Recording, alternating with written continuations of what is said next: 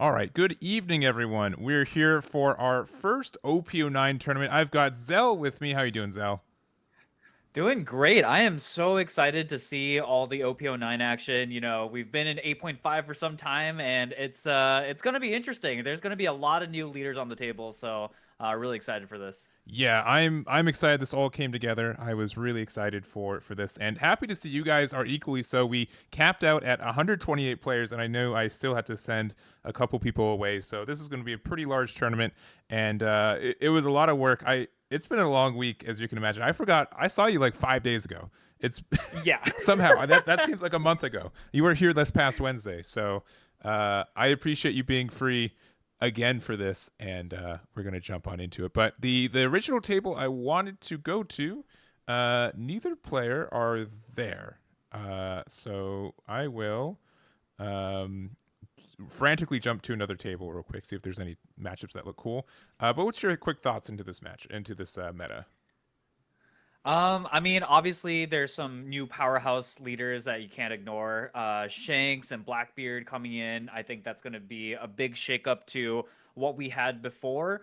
Yeah, I don't know. I mean, obviously there are certain decks that are going to continue to be strong, like the Doflamingo, even BY and BY Luffy, Luchi. Like I imagine those decks to still be strong, and it's really just about how people are going to take to this the new decks, the new kind of meta that surrounds the new leaders. I think especially like Blackbeard is kind of the new bully on the block, and I think he has a lot to say in what people are going to be playing, because he has like some of the most lopsided matchups. I feel like where turns out if you turn off the on play abilities on all your opponent's cards, that's pretty good, Yeah, especially considering, yeah, like that that's ends up being been something. the status quo. Yeah, and you hit it on the head. I think a lot of people are on the Blackbeard. A lot of people on Shanks. You know what the third most popular leader is? By quick recollection, I haven't tested this, but based on checking people in and what it looked like, do you know what the third most popular is? I'll give you I have three no guesses. idea. Purple Luffy. He's got to be popular, right? He's probably top five, but not the one I was thinking about. Oh, interesting. Okay, another guess. I mean, Doflamingo, Shanks. Maybe people still rocking the Luchi. Yeah, I'm not sure. Strike two. Strike two. Okay. And it probably not BY. I sincerely have no idea. You're gonna I don't think Nami? anyone chose BY today. It is surprisingly Nami. Nami is like unironically like I think it's the third most popular. I'll check in between rounds, but That's we'll crazy. go from there. And so I literally could not find a match. So we're gonna jump into this one real quick. Yeah, the original one we had, one of the players did not show up. So let me get this real quick. It's gonna be a Rob Lucci versus Teach. I know you guys want to see what this matchup looks like, and we're gonna be a little bit late, so my apologies on that. But we'll jump into that real quickly. All right, and it is Rob Lucci, who is from OP07, and then we've got on the right is going to be Teach from OP09. Cool. All right, that should be good. Let's jump on over there. All right, let me get the player names real quick. It's been a couple turns, but usually these start pretty quickly. We've got Rob Lucci at 4 life. We've got 3 life for the Teach, and going in for it, going down to 2 life for Teach. But no real cards on board yet, which is really interesting.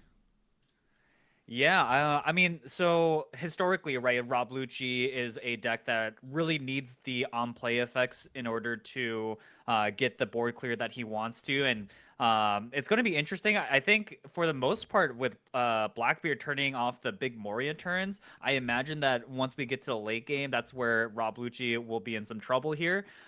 He decided to leave the Lafitte up, so Lafitte is going to be able to accrue additional value. Um, I'm not sure exactly like the game plan here for Lucci in order to get around the Blackbeard effect. So I'm curious to see what'll be played this turn. Let's Yeah, see, he's at and 7 Dawn right now. and it looks like they didn't do the discard the previous turn, so that did mean that Rebecca was able to get its on play. It's a little bit of a question like when do you start kind of doing it for the rest of the game, right? Uh, Yeah. but I would Yeah, imagine I this think is definitely the turn. I think Blackbeards generally they start doing it once the Moria is available. Because Moria is obviously the most impactful on play that Luchi has. So I think he's okay with letting go the Rebekahs, the early Luchis maybe, and he's put out now 2 Burgesses. That card is a big problem for Luchi. Yeah, they have no real way to remove this card since all their effects are KO, and they get pretty big, chunky pretty quickly, right? Yeah, I mean already it's a if I'm counting this right, a 4 cost 7K, so pretty good. Yeah, that's always been my like my only qualms with this card is that like in person it might be like a little bit harder to know the exact you know power of it, but Yeah. I see. I think this Blackbeard player is also doing it. They stack their trash pile in groups of 4, which makes it a little bit easier. But yeah, it's a little tough sometimes, you still gotta especially do some on counting working. on a Tuesday night. Yeah. All right, let's see what Lucci is going to do here. I mean, Lucci really needs to put a like big body on board and just to not fall too far behind because Burgess the pressure is going to really mount up here, and the fact that Lucci's already at 3 life and the 2 Burgesses, I mean, it's going to get a little spicy here real quick, and looks like he counters out of the 7K and yeah, puts out that Jack, the big body that at least that's one thing that Lucci can still play, doesn't have an on play effect, and will still be able to pop like the Lafitte on the board. Yeah. Oh, Oh, thinking about if they want to, I guess. yeah. Okay, or Yeah, it's a little perhaps spooky, right? perhaps they didn't recognize they couldn't pop the Jesus or Jesus, and decided Yeah. to just let him take it back. But yeah, there's just so much, and like I play a lot of Marco, and all of my cards say on play. It's very difficult to play against T-Chart with the same build that I had in OP08, right? Yeah. Oh man, and here it comes. The 10 drop. If you aren't aware of what the 10 drop does, it's a 10-12 blocker, which already seems pretty good, but Yeah. then activate main once per turn. You get to negate the effect of one of your opponent's leaders, and then negate up one of the opponent's characters, and then that character cannot swing either that turn. So a lot of value packed into one card here. And yeah, this is starting to look rough for Lucci. He really has to figure out a way to pressure Blackbeard because yeah, the Burgesses they're marching on in. Yeah, they are, and that's just kind of the way that Blackbeard tries to take these games. We just establish a board, like it's only like one big body a turn, but that adds up pretty quickly. You make it difficult for your opponent to interact with you, and it's looking really uphill now. Yeah, already the Burgess. We said it was a 4 cost 7K. Sorry, it's a 4 cost 8K. So Yeah, with still like it's like a Borsellino, right? We have the protection. Nothing can really touch it outside of like a Kaido, as long as if we're using our teach effect every turn, which we likely are. Um, yeah, there's outside of Kaido, there's nothing, and you'd kind of feel like there's better targets if that was the case.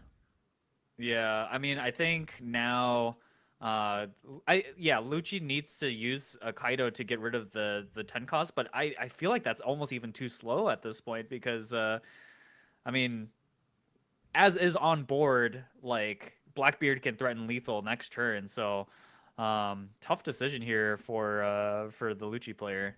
Yeah, and my apologies. I had the my capture incorrect on the our left player. Should be good. Their camera is completely on screen, but it was a little bit off. So it's 2 life to 2 life right now.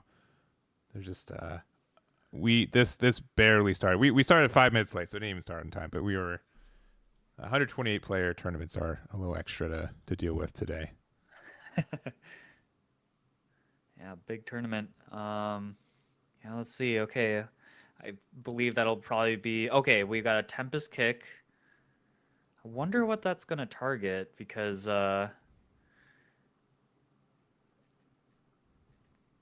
now with 2 Tempest kicks, he can't play the 9 cost Kaido. So I'm curious what he plans on doing here. I like, man, yeah, this situation is already so rough. You kind of need 9 Dawn in order to have like, your big impactful turns with Luchi. So now being down to only 8 Dawn left for this turn, like he can't do the kind of classic Rebecca Sabo type of deal.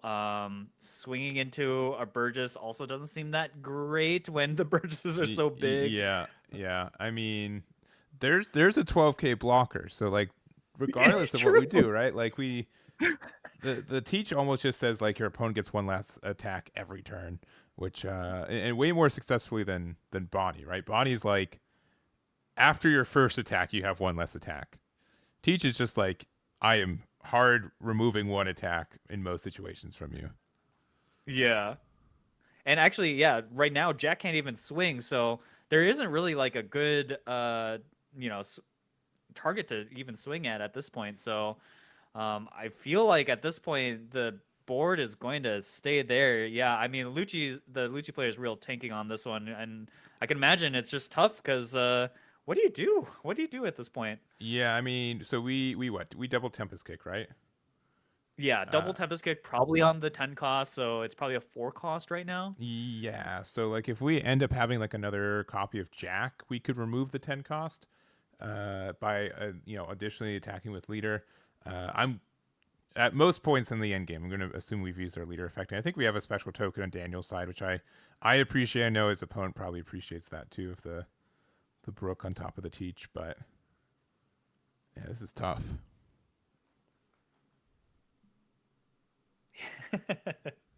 Rob Lucci getting I know a lot of people are salty about Rob Lucci and his dominance in the recent format. So watching the first game of OP09 where man, Lucci They have a tough go, isn't right? the Yeah. yeah, no longer the king of the format. So yeah, it's for the Lucci haters out there, they're enjoying this.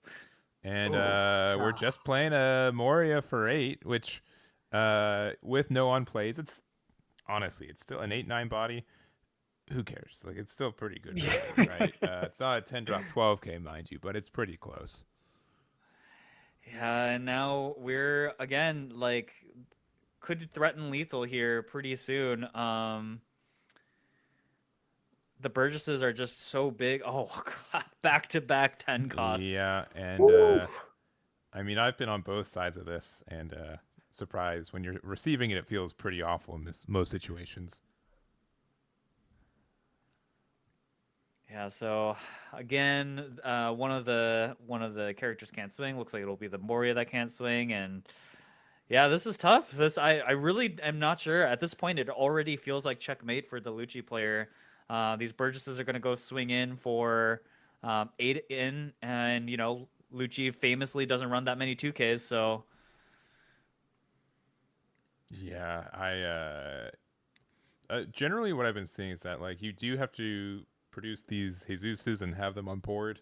If you're not able to cement them early, or if you're playing against blue where they can actually bounce or interact with them, it's a little bit tougher. But in these situations, man, it is I'm surprised we didn't even just attack with her 10. I think we could have yeah. afforded to. Yeah, I mean, there's no possibility of lethal here, so um, probably could have just swung with the 12k body, but I mean, at this point, again, it just feels like we're in this checkmate situation. He already used those 2 Tempest kicks earlier, so without something like Ice Age or there's just not a very efficient way. So at this point, he's just gotta. I sincerely am not sure what Lucci is supposed to do here. Maybe just try to block her up, hope that he's able to counter out of these next few swings. But I mean, he doesn't have that many cards in hand, and with 12k bodies on board, it's looking rough. Yeah, I think this one is just a matter of time. Now that you won't teach players won't always get in these situations, right? There's variance, and there's also I think some interaction you can get rid of the Jesus if you tack into it, which is pretty strong. We just have Sabo, no on play, so not only do you miss the cycle, but you miss the protection, which is pretty big. And we'll see. Okay, yeah, we're swinging big. 13 looks like. At least force the Blackbeard player to give up a card if they're going to protect their life here. Yeah, either block 2K or I mean, you're not too upset even if you take the one, right? Like you're still in such Yeah. a good position. Okay, choosing to go ahead and Oh, give him two 1Ks. 1Ks. All right, that might tick you up to another plus 1,000 for your Jesus's. But only one blocker, one life, and looks like 3 or 4 cards in hand. Jared's in a bit of a tough spot. Yeah. Whew, Burgess, what a card, huh? Yeah. 4 cost 9K now. And just in case we do have the black hole there, it's going to be able to remove the blocker from Saba. Won't be able to KO it, but that should be all she wrote. Yep. And here we go, 9K swing and 13. Yeah, Yep. and there it is. So Daniel takes the first round with Teach, and we'll have to see how Teach ends up doing. But again, a lot of Teach players today. I don't think that should be too surprising. Yeah, I went to a couple pre-releases this last weekend, and it really does seem like Blackbeard is going to be a very, very popular deck here in the West.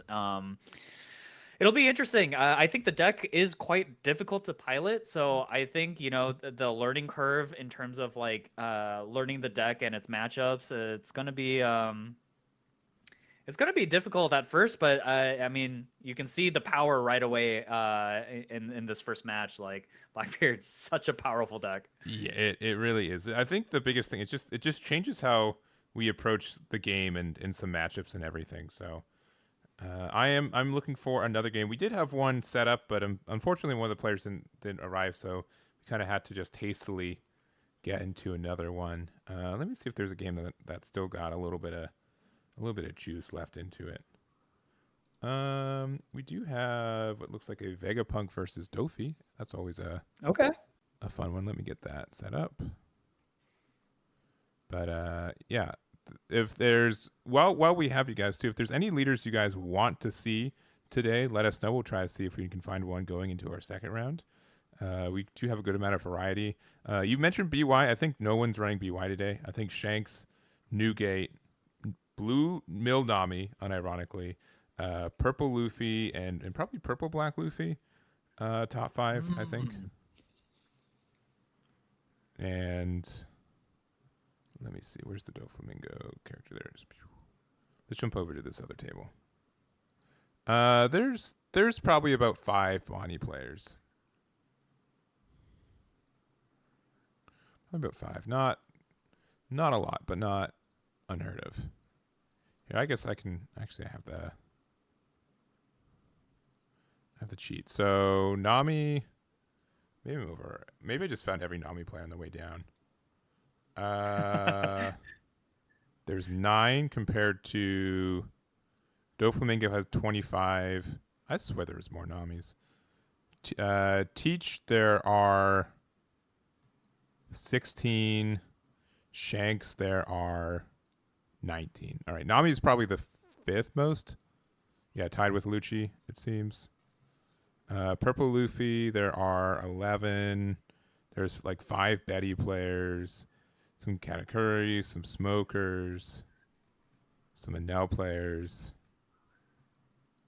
And we do also have a good amount of like the red and purple Luffy too. Is this Luffy the right one? Oh, we have 1 copy of Stardeck 13 Luffy. I lied. We also have 1 land. I'm so excited for that deck. I think that deck is gas, so I'd love to see how it does. The Black Yellow Luffy? Or the red purple Luffy. Yeah. I'll see. That's one of my favorite decks, and there's used to be a really strong red purple leader in this card game that's no longer with us. But I think the card pool is really good, and there's honestly I think there's like 5 or 6 red purple leaders that exist in the game, so one of them has to be like half viable, right?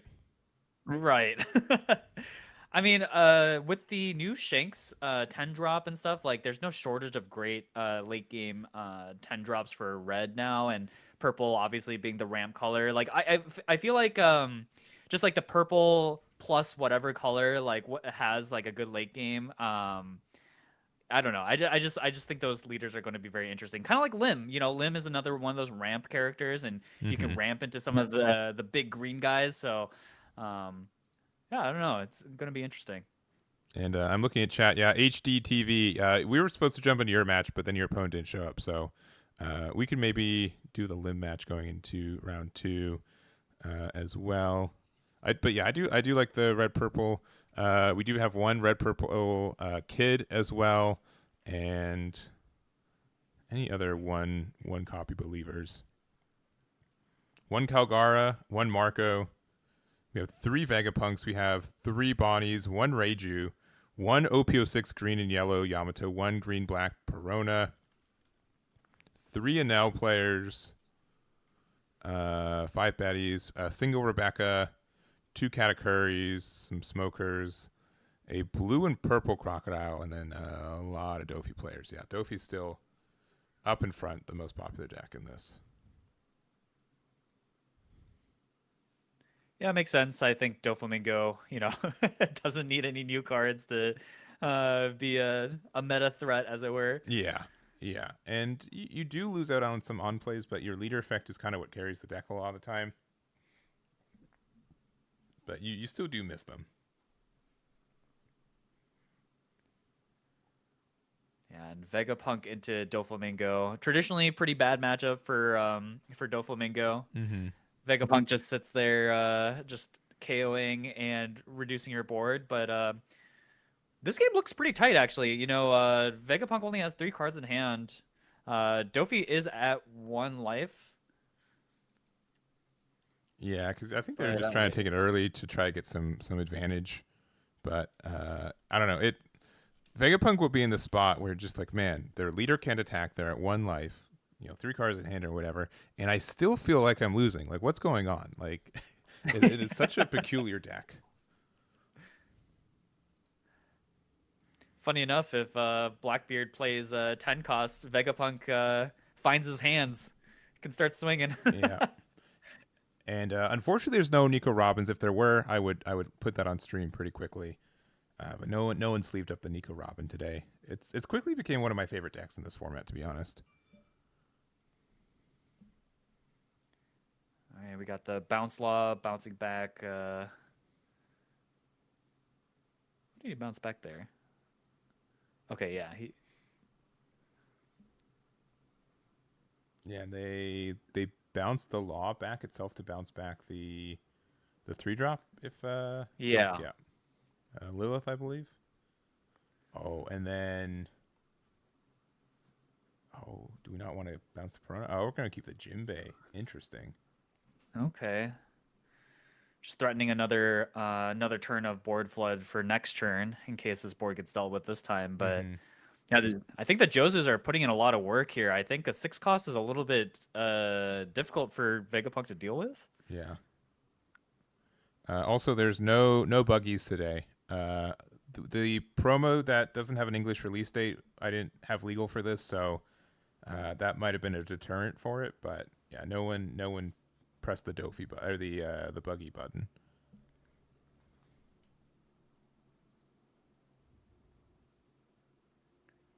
A purple right, black is gonna grab. Maybe. I'll try it. We'll see. We'll see what a couple matchups are.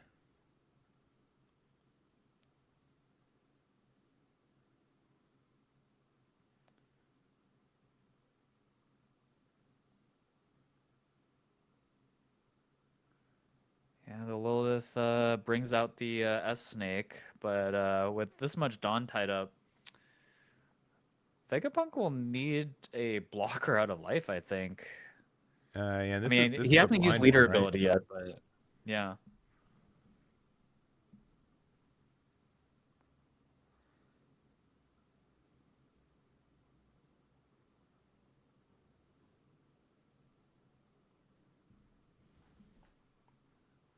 All right, deciding what to put into life here. Ideally, it's a blocker, but okay, it's going to be the new Sanji, which I believe has the Amaru trigger, where you discard 2 cards to gain a life. I believe that's right. I'll bring that up real quick. But yeah, it's a vanilla on the surface, but it does have the additional effect as a trigger.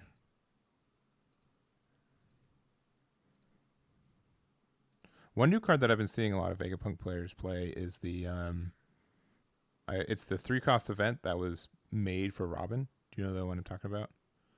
Oh, the Derishishi. Yes, you've said Yeah. it better than I could ever hope for already. So you are. I'm happy you knew. Yeah, it's a searcher for trigger cards, which is fantastic because the entire deck for Vegapunk is triggers. So Yes, yeah, basically it's finds very good. whatever. Yeah, it finds a lot in that deck.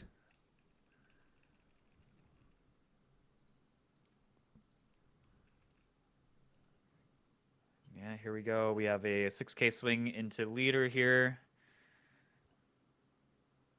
Vegapunk has one Dawn up. Could be the there's that one 3K event where the trigger brings out a You can say, you said it a second. You can say that 3 cost and remember it, but not Rayquaza help.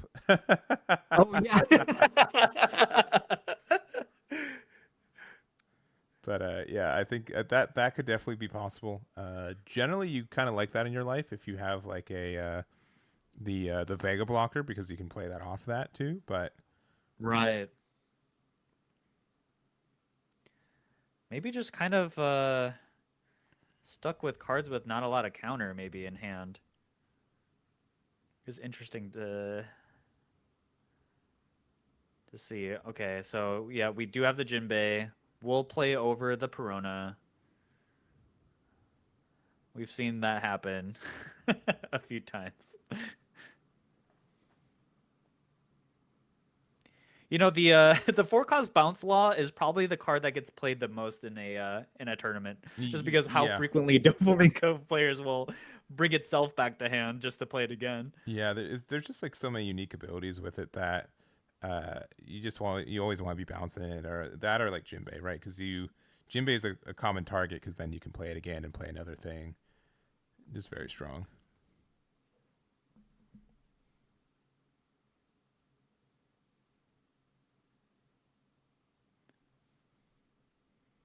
All right, looking at our hand, we have what 6 Dawn to play with again. Yeah, Uh, I think so.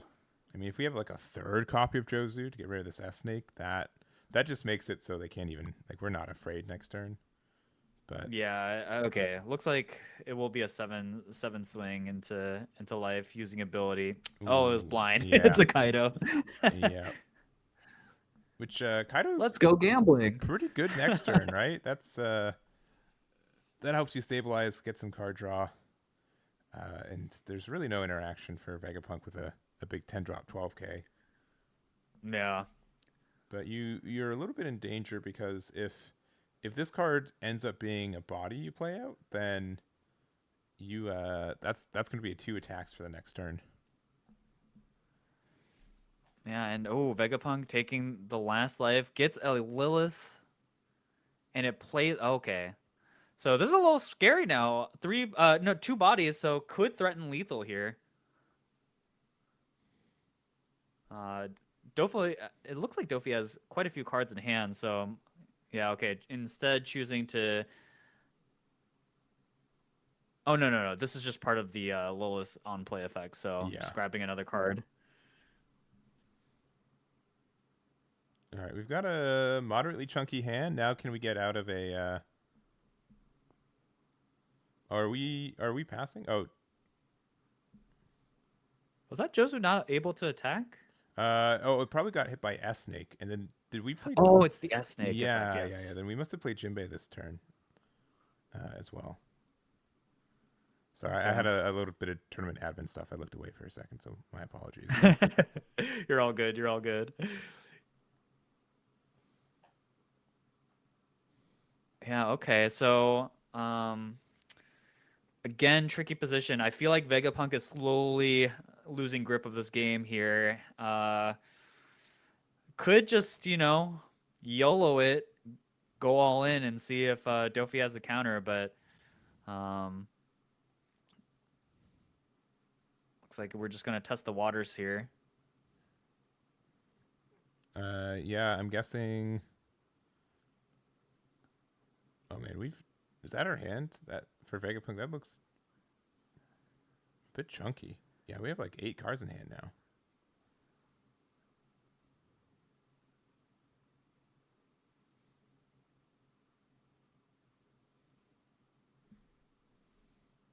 Yeah, but it looks like we're just doing a little bit of a 7K, which we're not too afraid of, right? We should have.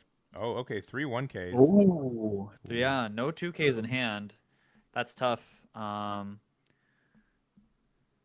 right, looks like just a straight 6 into likely leader. Yeah, and without a 2K, is he gonna give up 2 more cards in order to try to play out for another turn here? Yeah, we've Looks like only he's got 3 considering it. cards in hand now. Yeah, do we really want to go down to 1? Oh, I guess we were attacking into Oh, okay. the Weevil. Yeah.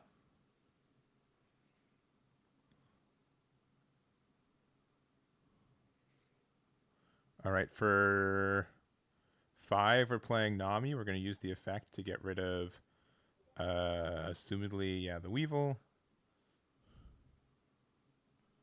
We're going to put another one of those Sanjis into our life. In case you guys forgot what that card does, there it is.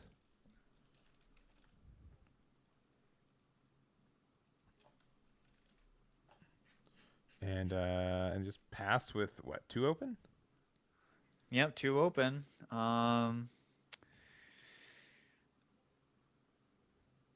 Interestingly enough, I mean, Dofi technically could go for lethal here, but with Vegapunk having 2 Dawn open, so many cards in hand. Yeah, because they from what it seemed like, if you went for game, they had no 2Ks, right? So you would have had to get rid of 5 cards in hand of 1Ks. Yeah. So the fact that we only started with a 7K attack just means to me that they were unafraid of surviving this next turn. Right. Yeah, now I feel the reverse. Dofi kind of on the back foot here, right? Yeah. Uh swinging 8 and yeah, there it is, the Rayquaza. I Rayquaza help. Yeah. And then what? Yeah, another additional 1K. 3 in hand. And you. This is where the numbers become weird, right? Do you try another 8K? Do you, because they have 1 more Dawn open? Do you just try to go for board? These 5 drops are a little bit hard to deal with. It's tough. Yeah, I mean, I really am not sure if Dofi can survive a hit from Snake and Nami for the next turn here. So if he doesn't have any way of calling the board here a little bit, especially those standing bodies, um, might be in a tough spot for Dofi. Kind of needs like Gravity Blade to deal with the 2/5 cost. And yeah, we knew it was in there the second event. And yeah, it gives us another 1K, 1 card in hand. And let me read this Sanji. It says, yeah, add up to 1 card from the top, then trash 2. So if you only have 1 card in hand, based on rules processing for this game, you can actually, continue the effect. Right? It's not a cost to discard the card. It's just kind Right. of a resolution of the effect.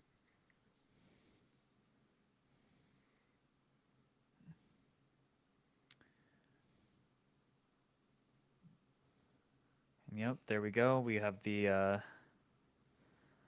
Sanji trigger and no cards in hand for the Vegapunk player, and yeah, finally getting rid of the Lilith there. But if we have like a blocker boa, or if we can remove one of these bodies on board, Vegapunk doesn't really have anything to do anymore. Yeah, would need to top deck some sort of removal like a Nami, or actually Nami doesn't even do it. Oh, did we just pass with It looks like we 5 down do. up? We know 1 card in hand is 10 drop Kaido from earlier.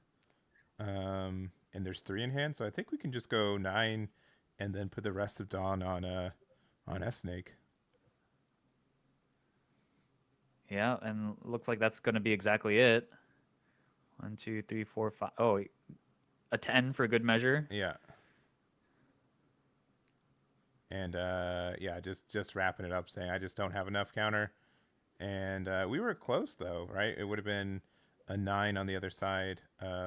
Wasn't anything too impactful in the life either.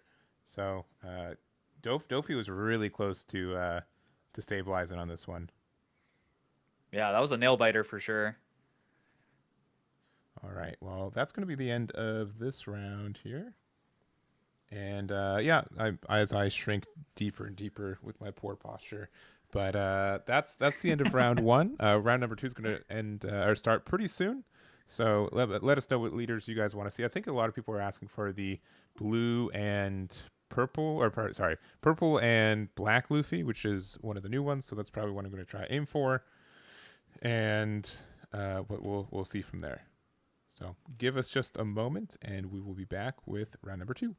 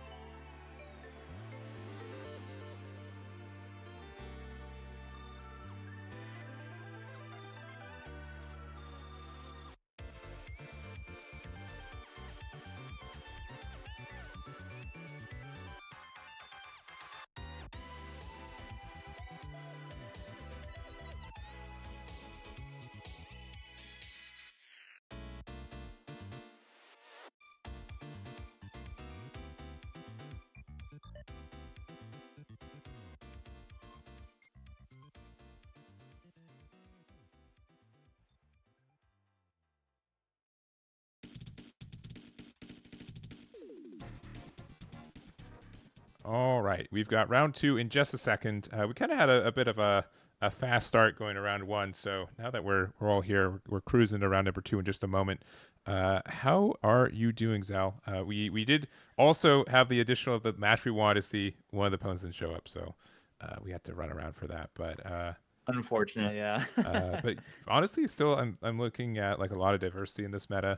We're gonna make sure to try to get a Shanks match. We already got our Teach match out of the way, so we don't have to see that deck for the rest of the day. So that feels pretty good, right?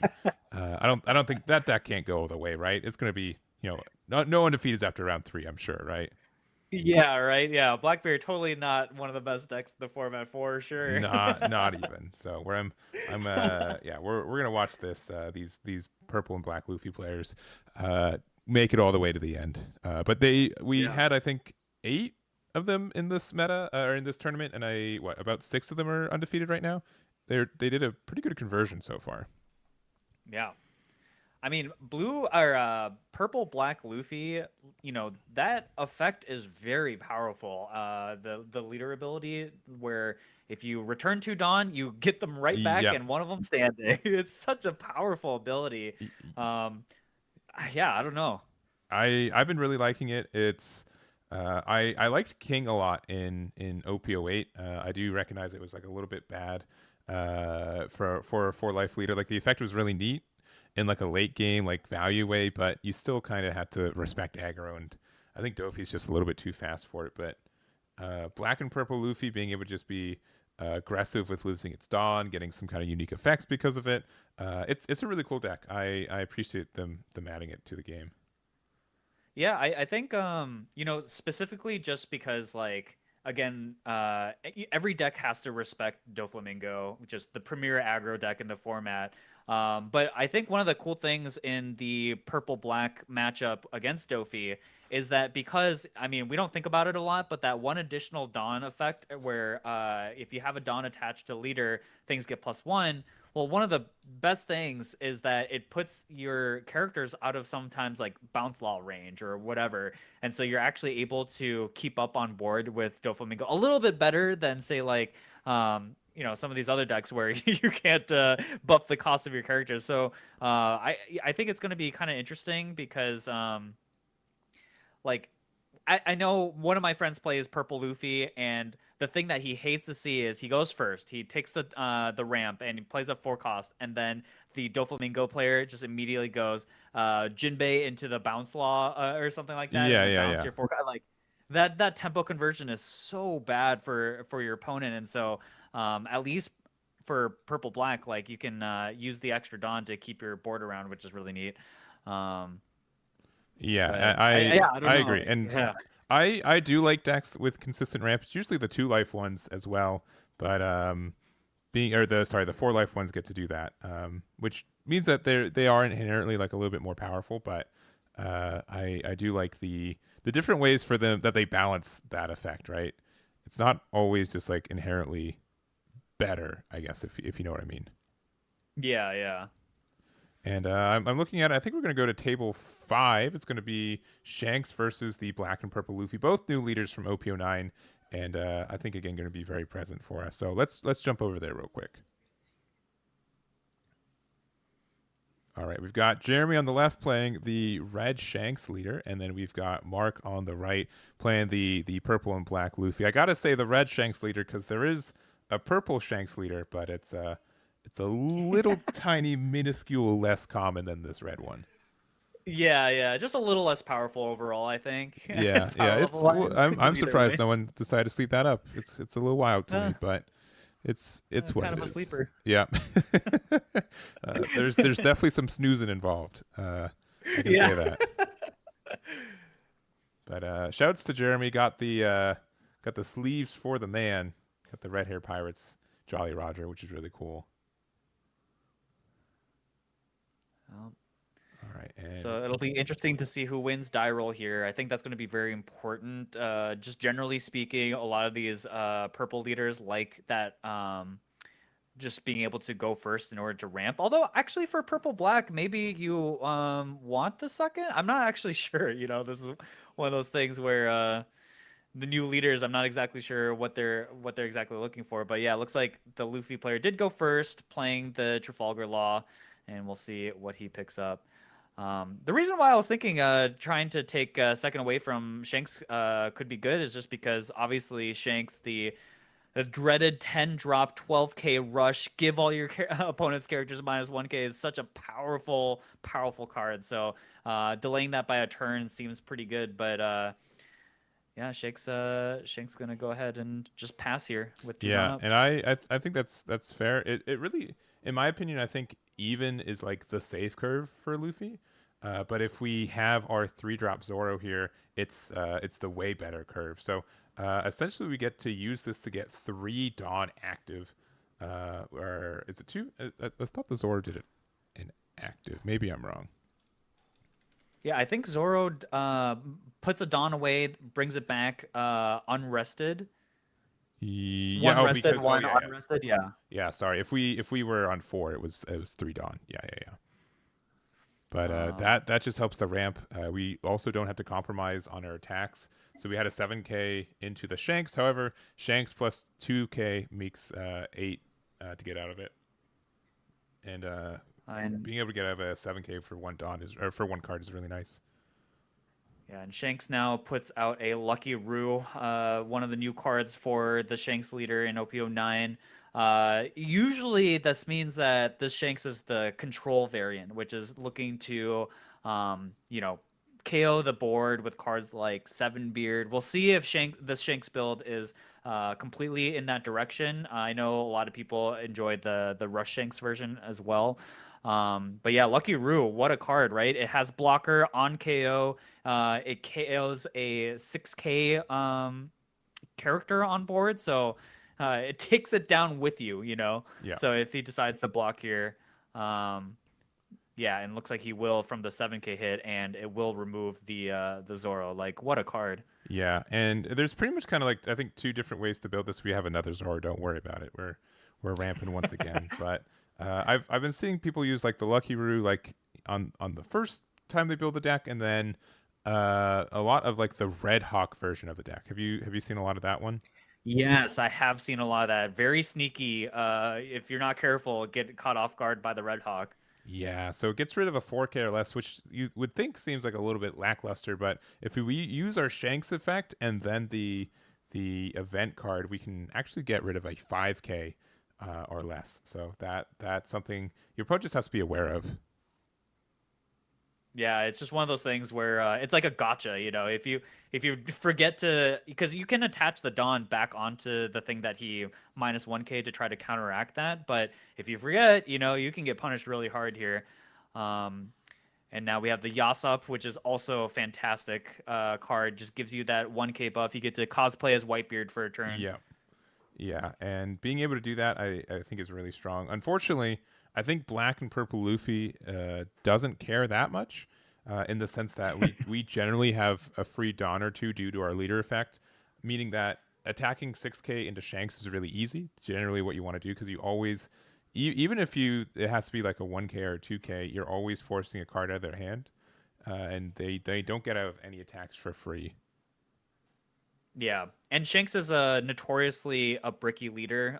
Very frequently, you can run out of counter cards in hand since you're, again, relying on trying to get to that point where you can put down all the 10 drops and whatnot. Like, it can be kind of scary for Shanks to continue to lose out on all your counter in hand.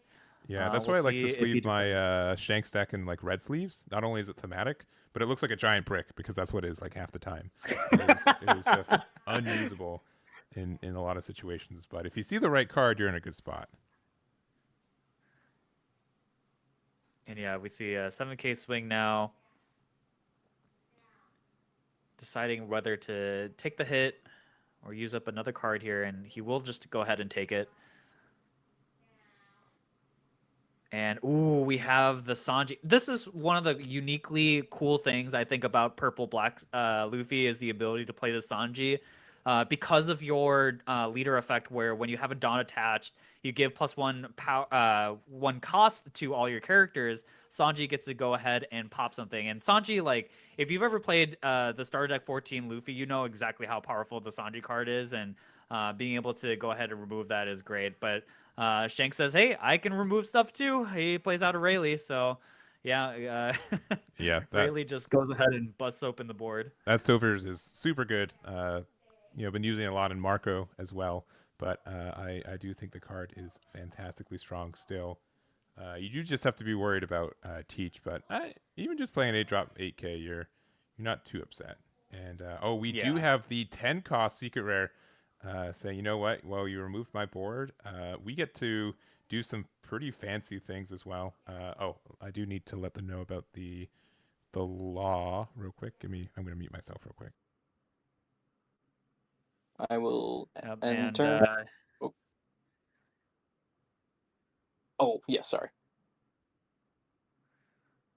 All right, we should be back. yep, good catch. Because the 10 drop Luffy gets rid of your entire board as you play it. And then what's again cool about the purple black Luffy leader is that you get so much of your Dawn back right away when you play it because of its leader effect. And yeah, look at this. The extra turn goes by, he's already back up to 6 Dawn. Yeah, and we have like the purple Luffy, and we have even like the red purple Luffy, which was at the time made to support the secret rare, right? This just does it better, doesn't it? It just feels so Yeah. much better. It feels so good. And yeah, the 5K swing, ends up just getting negated by the Shanks leader, very unfortunately, but maybe needed all that Dawn. And I suppose so, because we still have 4 active for us right now. Oh, we've just got double ramp. We're already at 8. We're going to 10 Dawn next turn. That's insane.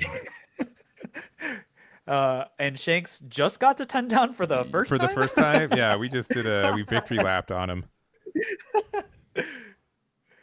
That is insane. And Bond Clay here is really good. If Shanks does end up playing, the Rush 12K Shanks, I mean, Luffy just gets to decide to do it right back to him. So Yeah, has to be careful about what he plays out here. and I think Bond Clay has always been meta, right? It's always been relevant, but in this meta here, where you can play this card and then it can trade or pressure a 10 drop 12K blocker Teach. A lot of people are on this card right now, I feel like. And we have an 8K swing, 1 Dawn open. Very likely could just be the Gum Gum Giant coming out. Mm-hmm. What an amazing card. I don't know if he has it, but if you weren't aware, anytime you swing into somebody with 1 Dawn up against a purple leader, they could be playing the Giant, which is a radical beam that draws you 2 cards. Yeah, and you have to discard 1, but that's not much of a cost when you're like a free cycle, right? Free consistency for casually discarding discarding 2 Dawn in a leader that doesn't really care that much in comparison. So looks like we're going to play the Uta. We were able to find something. I did miss it. It means that we don't have 10 cost Shanks on curve, which is quite unfortunate. But we also only have 4 cards in hand for our black and purple Luffy. Yeah, another Uta, again, probably trying to find a 10 cost Shanks to play the turn after, but nope, we've got a Lucky Roo instead. I think maybe not so lucky. I think we found 2 of those back to back. I could be wrong. We could be trying to find like a Ben Beckman. That could get rid of a copy of that Bond Clay, which would be kind of nice. Yeah. Should have still 8 Dawn left here. Still has a bunch of cards that could be good here. A Rayleigh would help remove the Bond Clay, or the Ben Beckman as well. And yeah, there it is, Ben Beckman. Yeah, new card from OP09. Really good in Marco, which I promise I'm trying to stop all the Marco propaganda, but Marco's not good in this meta, all right? So it's real unfortunate. We get a really good removal tool, and then we just can't use it. Yeah. I mean, I think one of the coolest things about Beckman is that instead of KOing a character, he trashes. So, before maybe people who were playing 10 drops are shaking their boots against Magellan because you can't generally remove them with the normal ways. But Beckman says, I don't care. Yeah. Just can KO it, or I guess specifically trash the Magellan without a second thought. And then he plays out the I forgot his name. He's the guy who can bottom deck himself to give something minus 3k. Oh yeah, just the red-haired version of Raise Gordon. Max, right? Yeah. Yeah, Raise Max. It's it's like a phrase name. Someone in chat probably knows it. Yeah. Chad always knows. But I knew as soon as this card was revealed, they were like, all right, red purple Lost Gang hit, right? Like there's no way they're gonna let you run like 10 copies of that card. It's Building Snake. All right, so we have Building Snake, Building Raise Snake, Max, okay. and I forgot his Gordon. And yeah, Shanks leader coming up clutch already has now blocked basically 2 attacks by himself. And then the 6k gets countered and of course takes the big Luffy hit. And Luffy now kind of has to play defensive and hope for another turn here, and playing out 2 of the cycle Namis. If you have 8 or more Dawn, you discard a card, draw 2. So getting rid of those bricks in hand in order to live another turn here. Now Shanks is a little bit should be a little worried here too, because if he can't end the game here, he is facing down quite a lot of threat here. Yeah, there might be a way that you could remove this Luffy 10 drop with the Building Snake, but it's a little bit unlikely. But it looks like we're going to immediately use it for, the Luffy, so it's down to a 9k.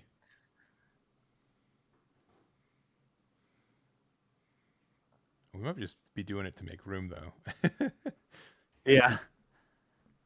All right, Okay, 2 so we cards. counter that out. And yeah, here we go. Gum Gum Giant being perfect for blocking Silver's Rayleigh. Yeah, and discarding another one. All right, I mean, we got 10 Dawns, so that's posturing to have the 10 cost Shanks, but even if we do have it, like what does it actually do, right? Gets blocked by a simple Nami. Yep. Oh, okay, hold up. This the is other Shanks. This is pretty nice. Yeah, so this is the Shanks from OP06. Yeah, I want to say OP06. Yeah, I believe it is. It is a Red Hair Pirates. It's also film, which was since it was made for the Red Purple Uta leader. But being able to get rid of that Luffy is strong, but you don't really have a blocker or a lot to do. You could just lose to a nice 10 and 10. Yeah. And with only 4 cards in hand, and again, just knowing how bricky the Shanks hands can get, he could try to go for it.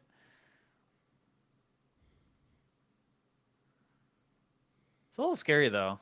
Yeah, I agree, but we're gonna just start with a 7. Feel it out. Luffy doesn't have a lot of cards in hand. Yeah, Shanks has so many cards in hand, like 4. But they could just not be doing anything.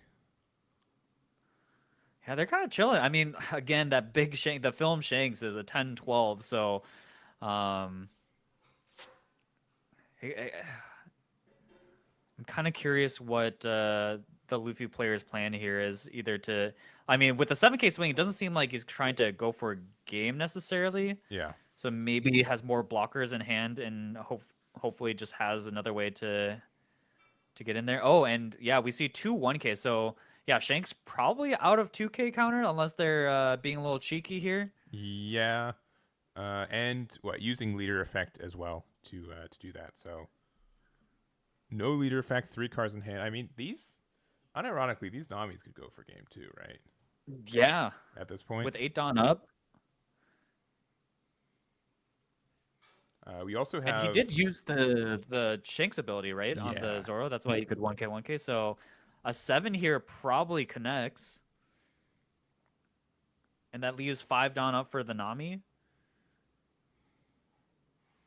Yeah, 6 Dawn, so this becomes an 8k. We also could have Sanji, or the Luffy. or maybe a Frankie blocker. Okay, we're Yeah. defending up instead. So this is pretty strong. You would have liked to have seen the Frankie last turn instead of the Nami. I think if that was the case, we could have gone for game right now with the Frankie attacker. But instead, we're just going to pass with 3 open. Yeah, 3 open. We know he discarded a Gum Gum Giant already, so needs to have found one of the other 2. All right. So Shanks just needs a There way is to one break card. through these blockers. There is one card that makes this whole situation irrelevant, and it is the Goldie Roger. Since your opponent's at 0 life, none of your blockers can do anything anymore. So it's just saying I don't think you have it. Yep, and remember too with the Goldie Roger, it counts for both players, and so Shanks being at 0 means that Goldie Roger is at play, but doesn't look like he has it. Otherwise, I feel like he would have slammed that here. Yeah. Yeah, if we wouldn't have done it, started attacking. Yeah. Okay, so definitely a breath of relief from there, but we are continuing to block here. Okay, use the it does Gum have Giant. the 3rd Gum Gum Giant, yeah. Discards a 1K, so likely the Luffy player has all counter in hand here. Yeah, it still needs a way to break one of these blockers. Imagine if the Luffy was both players' turn. You got the Dawn back. Can you imagine that? That'd be so crazy. I mean, Gum Gum Giant already great, but imagine, you get the Dawn right back with one additional. like you just start chaining them together. Yeah.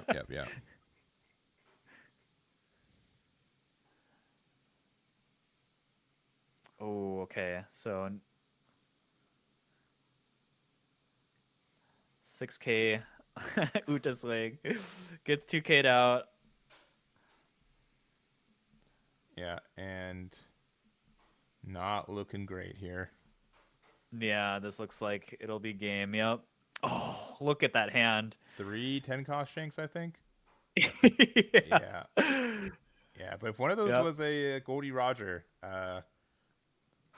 red one, Shanks one, I think in my mind, like 110%. There's nothing you can do when you want to get out of 3 attacks with 3 blockers and then it just disappears, right? Yeah. So that game ended up being actually it could have been pretty close there, right? Like if he did have that Goldie Roger, it would have been GG's the other way. But yeah, again, Shanks is just one of those decks that you can just have all the bricks, and again, like you were saying, you just create a red brick house with all the bricks you got, because man, it's tough, especially because Shanks is going to be using that counter early, just to slow down your opponent's pressure. So in the late game, if you don't have like the 10 cost established, hoping to prevent more attacks on at your leader, like it can get rough like that. So. But I do think Jeremy approached it well. I think he made a really heads up with the Building Snake, playing it when he did too, because it did let him remove the 10 cost afterwards. But it was just like, I think, a little bit too much pressure, and not seeing the 10 cost on curve just costs you so many games, I feel, in the deck. Yeah. Unfortunately, it looks like he maybe drew into them right when he didn't want to. Yeah, so. And then 2 of its brothers, right? Like just the whole family of them. Just hanging out, being kind of poor fathers. Yeah. If I understand the lore correctly. Some pretty close to that, I think. Pretty closer than farther. When I'm looking through these games, see if there's anything that catches my eye. A lot of Teach games still going, if you can believe it or not. Oh, wow. Let's go to table 23. It's got the red purple Luffy, which I wanted to see a little bit of. So let me get these leader fixed. So we've got red purple Luffy versus Teach, and there he is. Cool. Let's jump on over there. All right, so it's 1 life to 1. We've got some blockers on board for both players. One kind of neat thing about being a 6K leader too is that you get out of an attack for free whenever your opponent plays their 10 cost Teach, because their leader just won't be able to clear your 5k, your 6k body with no additional Dawn. So that's something that's, I think, cool for a matchup like this. Looks like we're passing with Teach's turn. We're discarding a black hole to prevent any of our on plays, which, spoilers, I think red purple Luffy does care for a lot of its on plays. Yeah, I think if I'm not mistaken, the Tenka's Luffy, the on play is it is an on play effect. So taking that out, I think is extremely important here. Yeah. Burgess now swinging in for a cool 8K. Very fair card, and 8 is like the perfect number again. Since RP Luffy being at that 6K body means he's got to give up either 2 cards. Maybe he has the Gum Gum Giant in hand though. Does have that suspicious one Dawn up. So yeah, looks like gonna go ahead. There's a giant. Card is so good, man. It is good. Like, you can't like use 2 in the same turn, because then losing 4 Dawn is quite significant. However, you do get some kickback. I happen to want to play it in, like, I think it works with purple and yellow Crocodile, that when you lose a Dawn you get one back. Yeah. So like that's yeah. a little bit less bad, and you get some cycle. But that deck also cares about its on play, so a matchup like this would still be tough. Yeah, I mean, Gum Gum Giant is just such a great card for purple decks in general, because I think most purple decks kind of suffer from having a lot of bricks to play out. Most of their top end are bricks. If they were running Magellans, they're bricks. So like, anyone who's played Purple Luffy knows the feeling of just like not having enough counter in hand. And so Gum Gum Giant in those really clutch situations, being able to get rid of a brick and potentially draw into something that has counter is just so good in the late game. But here we are in the era of Blackbeard. Yeah. The back-to-back 10 drops coming out, and also so shouts to chat for keeping me honest. Yeah, you have to it has to be a Straw Hat leader. So unless there's some lore happening very quickly, unless he's the 11th member, I don't think that's going to work out. All right, we've got 10 Dawn. We've got 2 blockers, but one is negated effect-wise. We really don't want to attack with our other one. And this is just almost always the situation I find in a lot of Blackbeard games. If they get into this situation, you just feel like you can't do anything, right? Yeah. I mean, okay, so 3 cards in hand, has 1 blocker up, has 3 potential swings. So technically, if Blackbeard has no counters in hand, you could try to force lethal here, because I think living another turn here could be a little difficult with how big the next swings are going to be from Blackbeard. So well, I don't think there's any indication for us, but one Teach was played last turn, which means one of these Sanjis assumedly can attack, right? Yeah. And I think that's generally what the kicker is from Teach, is that like by playing 1, you almost guarantee get out of 2 attacks next turn, and still establish a body that's really hard to remove. So yeah, RP Luffy has to play for another turn here.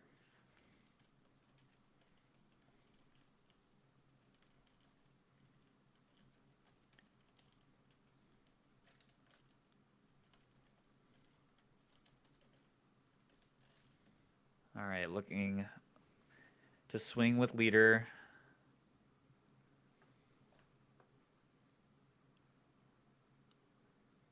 And Blackbeard as a leader, you have so many ways to cycle through your deck with the stage, with Lafitte, and just generally, like, if they're KOing your guys, you just have so many ways to chug through your deck and have exactly what you need at the end game. So yeah, like, if you haven't seen many Blackbeard games thus far in the early OP09, like, this is kind of what you see a lot of the times. Like, not a lot of cards in hand. You have multiple 10 costs. Marshall D teaches just in the way. It's really similar to how we said about Vegapunk earlier, where man he's got 3 cards in hand, 1 life, and I still feel terrified. I feel I have no chance to win, and it is so intimidating.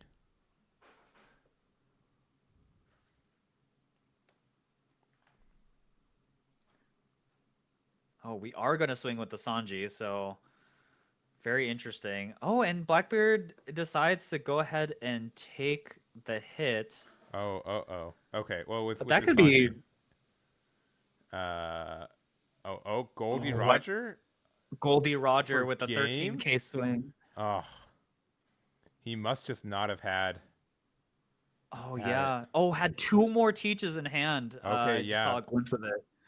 I mean, we should have just played. I guess I don't know. We didn't have to play that in that order, but by forcing them to like they couldn't have gone out of the 6K attack no matter what, right? But we Right. should have played the Roger first, right?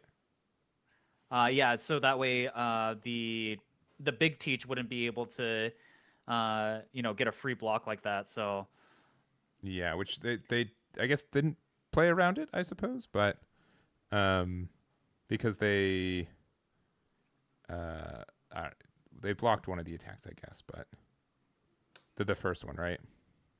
yeah.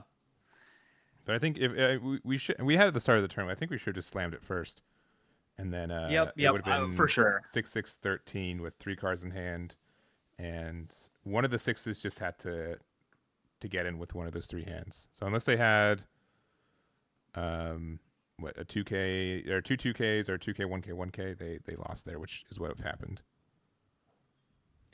Yeah, it was actually yeah, it's just absolutely cooked if he just slams it because you can't use your big blocker, which is like the only way you can survive the eventual Goldie Roger hit. So Yeah, yeah. uh, But was able to squeak it through. I thought, I even said it. I thought like there's no way to win, but that Roger finds a way so many times, and I think it's incredibly useful when conveniently Red Purple Luffy goes down to 0 life very quickly, very quickly, for better or for worse. call an ambulance, but not for me. Yes, That's the 100%. deck. Well, we have like 8 minutes left. No promises. Let me quickly jump through, see if there's any other games.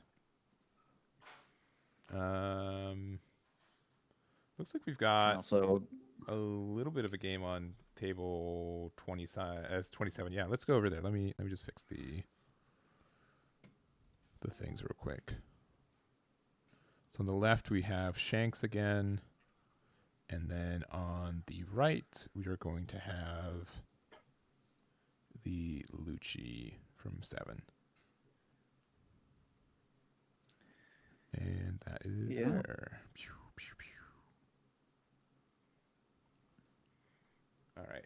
So if I know this matchup correctly, I believe generally speaking, Luchi is a bit favored into Shanks, just because if you're just playing one big body a turn, Luchi generally just has no problem dealing with those, and that's why I think a lot of Shanks these days they run the sticky bodies like the starter deck Ace and the Marcos just as like a way to make it difficult for Luchi to pop those bodies.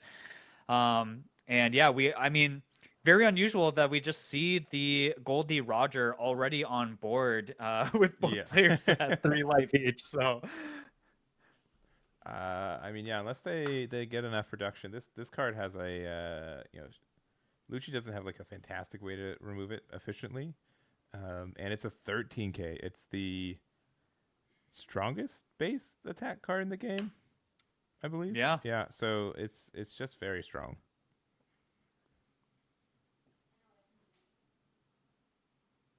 yeah. So Shanks has to.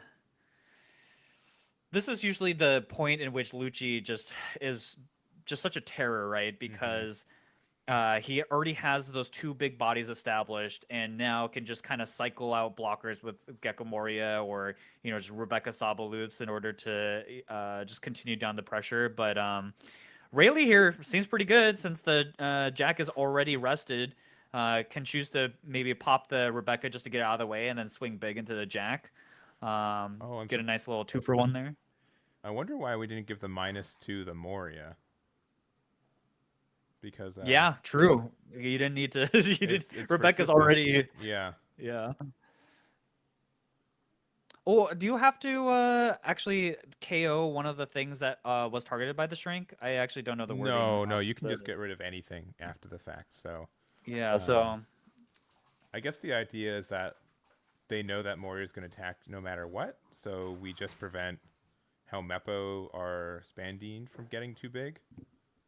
But I think it's fine. I think it's because Yeah. if you just respect that Gecko's, even as a 7K, is just really strong and probably going to hit wherever, you just make it harder for one of the weenies to attack.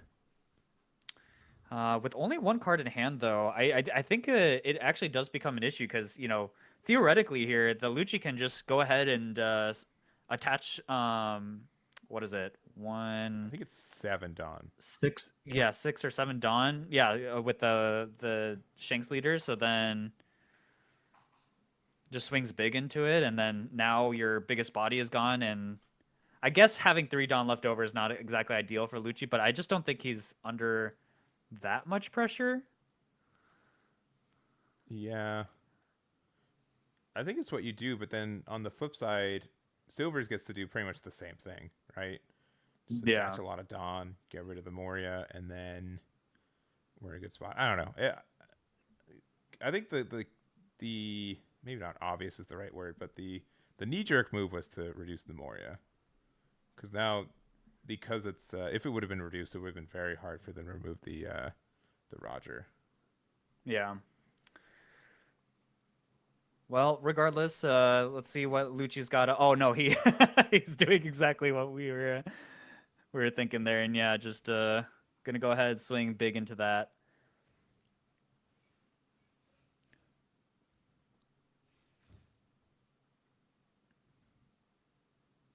Only 3 Dawn left, which Lucci kind of needs the magic number 4 to have any sort of impactful play. So yeah, we're looking just at a 8K swing at lead.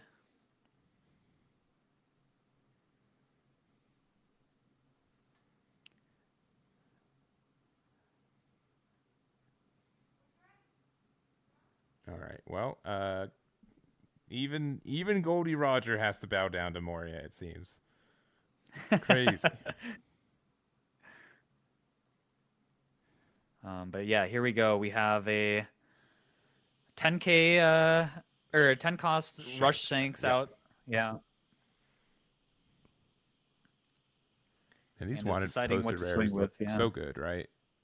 Very I clean love products. those.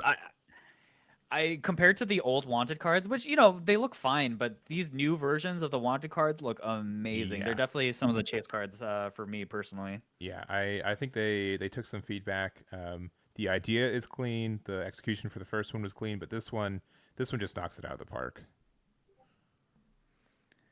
And yeah, I believe the Shanks is swinging into the Moria, so because Moria's pushed down to an AK, does need quite a few cards to protect it, and even the Silver's Rayleigh can swing into it too. So eating a lot of cards into Lucci's hand here.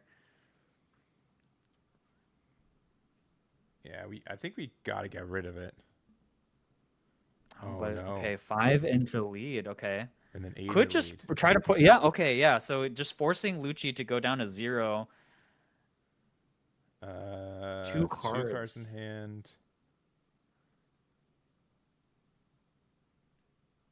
Yeah, I mean, unlikely that Shanks gets KO'd this next turn. Helmeppo and Spandine with the -1K blanket effect would be also very hard to get that boosted up even for just a 5K body. So I think we're in an okay spot. Yeah. Like even if we played Rebecca Sabo this turn, we're not removing any cards on board, and there's still going to be a good amount of like chunky attacks going in. Yeah, and not to mention just the threat of Goldie Roger. You can't Mhm. you can't hide behind blockers anymore. So No. We attached 1, 2, 3, 4. So we yeah, are looks like 4 Dawn. 4 plus 3 is 7 minus 1 is 6K.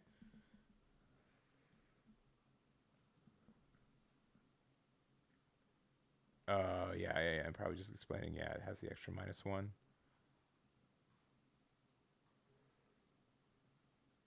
And do we have the 2K to get So, out of it? Oh, we do. yeah, Otama. there it is. Always so strong. All right. If you want to win this turn, all 3 of these attacks got to go in. You got to put at least 4 Dawn on Spandine. Actually, we need to put at least 5 because we haven't used the leader effect either. Yeah. No, I think it's cooketh. Yeah. I think we can do like 6, 6, 7. Yeah, I think 6, 6, 7. we gave up from Oh, there. he did have a brick in hand.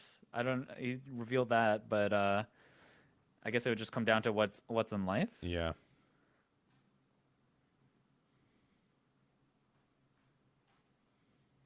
Yeah, but they're cleaning up. It's an overtime too. It's clear that Shanks won. So Yeah. But we'll go from there. So we'll go back to us real quick. We'll end up this round. We're gonna go into round number 3. We did get the Shanks gameplay that we were looking forward to in this one, and now we got to see what we'd want to try to get going to round number 3. Yeah. I mean, it's been very interesting, just seeing the decks play out into each other. Mm-hmm. I'm sure all the competitive players are busy testing madly right now because yeah. there's just so many new decks in the format and so many new matchups to learn. And I think these last few sets, I feel like the new leaders hadn't really made their mark quite as much, and like OP09 really is like the first time we have so many like new decks in the format that like now we have to play around. And so Shanks and Blackbeard just both coming out like this, and they're both very like I'm not gonna say necessarily tricky, but like Shanks's -1K ability, like you just have to constantly keep track of that in your head. Same thing with Blackbeard about using the leader ability and like playing around your negated effects. Like they just force you to play the game quite differently, and I think that's what makes them, again, what I consider like trickier, quote unquote, to play against. And yeah. Yeah, Shanks just seems very strong though. I think it's something that people have to adapt to, and then when they do, the leader feels a little bit clunky. If they can kind of realize like what are the awkward attacks, what makes me still have to like discard cards, and like realizing when they have bricks, all of that makes Shanks a little bit tougher. Which I was really hoping converting from Marco to Shanks would have been a little bit cleaner, but I haven't had like the fun time that I thought I would. I do think it's a little bit I have to change what I'm doing because what I've been trying to do just hasn't been working quite yet. Have you thought about just playing, the good boy Doflamingo, just swinging 7? It's that easy. It does seem pretty easy. I think my current cope deck is the red and purple Uta from OP06 because it kind of does the same thing as Marco. And we have some weird synergies with some of the new red-haired pirate stuff. So that's been on my side. I think I want to try something purple. That's not like just standard purple Luffy. So it could be black and purple Luffy. It could be the purple Robin, or just some other things. I think there's some there's a lot of potential. I think that's been untapped for that color right now.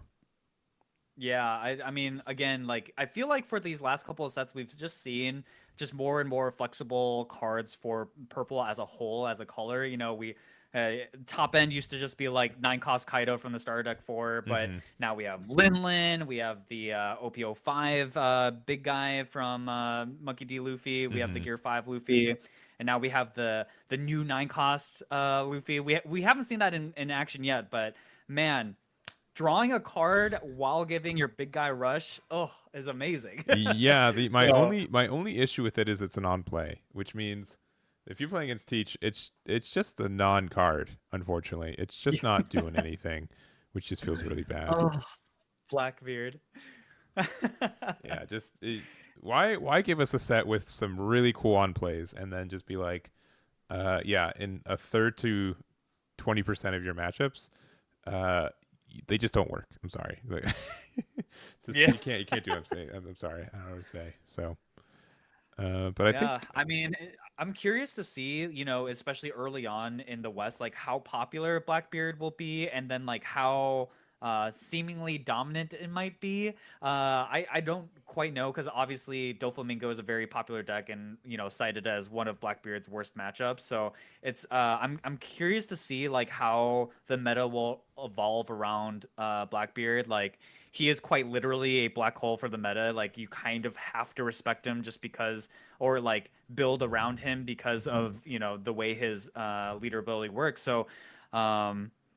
Yeah, I'm very curious because like I feel like the closest deck that we've had to Marshall D teach thus far was BY, and like BY kind of similarly has that like learning curve about like how to play the deck and how to play it well. And but the difference to me right now is that Blackbeard right out of the gate very popular, unlike BY. So Yeah, I think some people have to still respect what the black and purple deck can do. I mean, people were still respecting like the purple Luffy, right?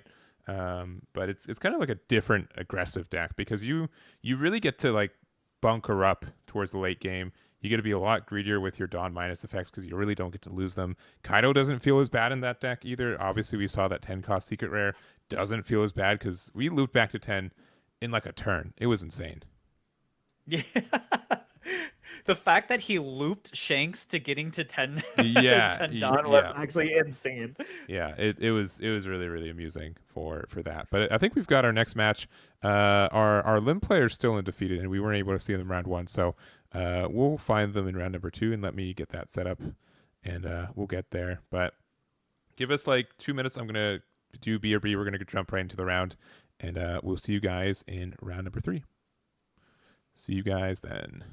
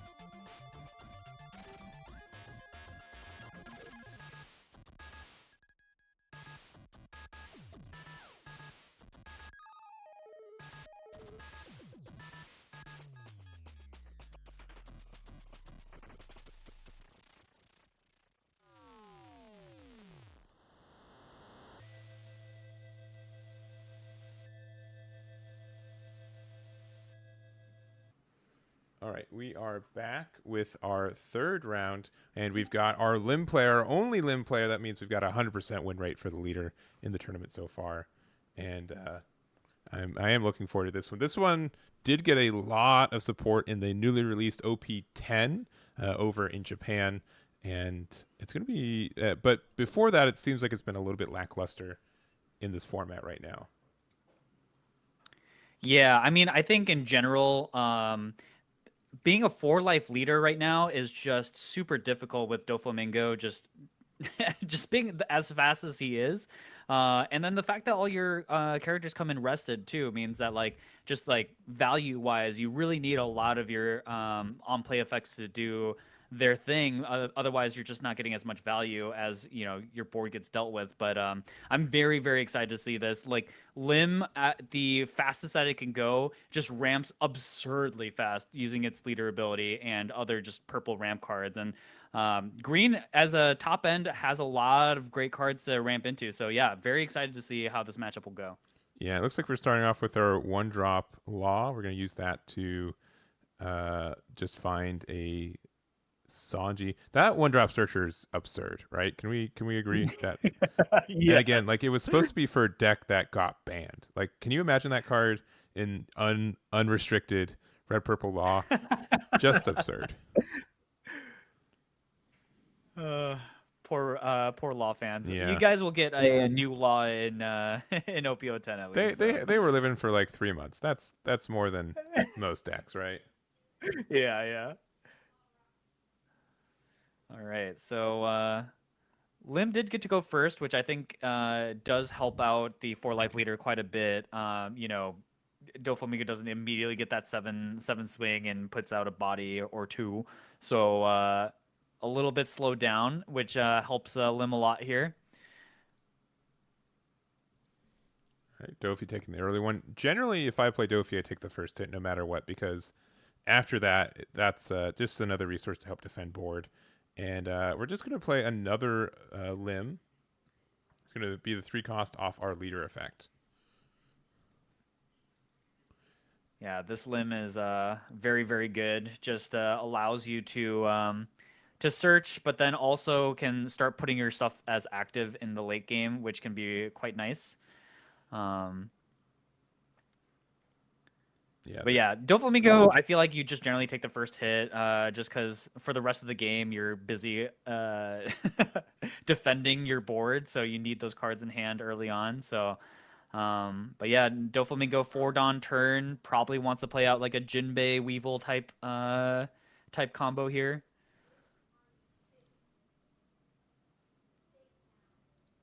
yeah, But did already stack the top, so could just swing big into the rest of the Lim. Maybe has the Jinbei already on deck. yeah. Because we know that there's one 2K in hand because we had Sanji with the Trafalgar Law. And generally, you want to defend the Lim, and the reason because we have all these effects that if we have 2 or more rested cards, we get this kind of additional effect, right? Yeah. We could just be saying, you know what, I have this 4 cost Law, I could just play that, for 4 out of my hand. I think that's what's going to happen at this point. Oh yeah, and then just counters the leader swing with the Sanji that we know about, and yeah, here we go. Jinbei into the Law, and then using the Law. The Law. And likely bouncing back the Perona, which will bounce back the Lim, which then makes it again tricky for us to use our effects to have a lot of rested cards. Yeah, I think the bounce cards are going to be really, really important for Dofi in order to control Lim's board here. But Lim will start ramping, and one of the old counters in green into dealing with Doflamingo is the 9 cost Zoro. So if Lim gets to go ramp really fast into it, I mean, it could be problematic for Dofi, especially if they're not running the Red Rock. Mm-hmm. But yeah, we'll see if Lim plans on doing any more ramping this turn. And forgive me, I just started looking at the deck list for this one. There's a little bit of spice. I don't know if you've checked it out. Yes, I did see okay. the. I won't spoil yeah. the spice, but we've got some good cards to start ramping into that generally most Dofi lists won't be able to answer outside of Red Rock. Yeah. And Red Rock has been kind of like I don't know, less popular these days in Dofi lists. People choosing either to run none of the events or they run the Gravity Blade instead. But yeah, we are going to be ramping and putting out the 5 cost. I mean, this is what makes Lim terrifying. Being able to ramp and put out a sizable body on board is just very strong. And now with the Lim effect, gets to restand a character as well. Why not make it 2? Yeah. Because the Doflamingo effect also says he can restand if you have 2 rested characters. So, whew, what a turn. Yeah, and I think that's like why we're playing this Zoro, or not the Zoro, the Law, is just to have like this additional piece on the board early, just so it's easier for us to have 3 bodies on the board. Even if it's just probably going to get KO'd, and Sengoku's going to do the job on this one. Yeah, just get the easy removal there. But once you get like a wide board, then this deck really starts to start cooking, which is nice. Yeah, I mean, I'm already so excited to see the Lim, how the early game has gone for Lim. Like this is already so cool. But yeah, we have the Jozu direct answer to the 5 cost. The 5 cost Doflamingo blocker. And here we go. We're just going to rain down the 5Ks.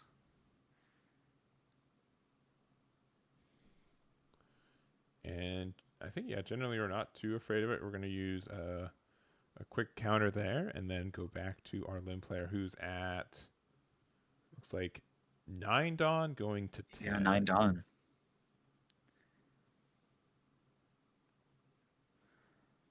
So yeah, generally speaking, stuff like Nine and Kazoro could be good. Although it is a little scary because Doflamingo has quite the board presence, and but I think going first here has helped so much. Like, surprisingly still at 3 life at this stage of the game, I think like is a huge win for the limb deck in general. And wow, let's go Trafalgar Law, of the yeah. bounce lock quite easily, yeah. And yeah, I think we're at 8 Dawn, so we're gonna pay. Oh, sorry, we're at 9 Dawn. We're gonna play the Sakazuki actually. Yeah, Sakazuki, new card. If you have 2 cards that are rested, it KOs. A 5 or like less, a I 5 think. cost. Yeah. I believe it's 5 or less. Uh, it reads almost broken, right?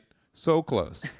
So close, but it's unfortunately a 6 cost, which means that you don't get to play it for free off your limb ability, and then having 2 rested characters, and most other decks won't include itself, so I think that's tough. But I do like, again, like the add of these little 1-drop like laws, just to be able to have ways to not only get value, but be able to help you get more rested cards on board so we can start using effects. Yeah. And yeah, I think this is kind of the crucial turn for the Doflamingo player. I think so far Lim has felt very safe in terms of, not having to guard life very frequently, like has 3 cards on board already. Like if Doflamingo doesn't get like pressure Lim just a little bit here, like it can get a little out of hand, especially because like now we're threatening to play potential 10 drops on the next turn. So we see the leader effect going in with the Jinbei Weevil combo, Classico. And I wonder if they're thinking, are we? Do you know we're attacking yet? I don't think so, but it's probably, yeah, I think it Okay. has to be leader. Has to make Lim a little scared for her life. Yeah, and we do currently have a blocker. The good thing about this Doflamingo blocker too is that we will be able to attack and then restand it next turn as long as we have enough bodies on board. This limb is going to be able to start pressuring the Jinbei, which is really nice. And we got another Jinbei getting rid of a Perona and going to play out another Weevil. Oh, Another Weevil, yeah. that's a little scary. I'll admit that. That seems a little rough. Yeah, this is the type of turn that the Dofi player really needed, right? Now the Lim player's down to 2 life, and now he's got a fully stacked board with 2 6K bodies. Like that's terrifying. So Yeah. let's see what the Lim does here.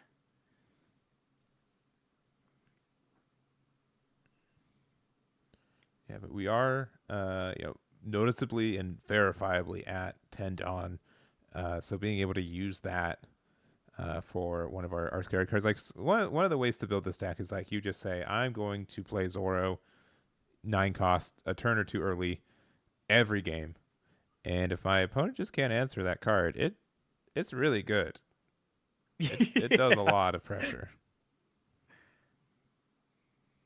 As somebody who used to play some BY, man, 9 cost Zoro was nightmare fuel.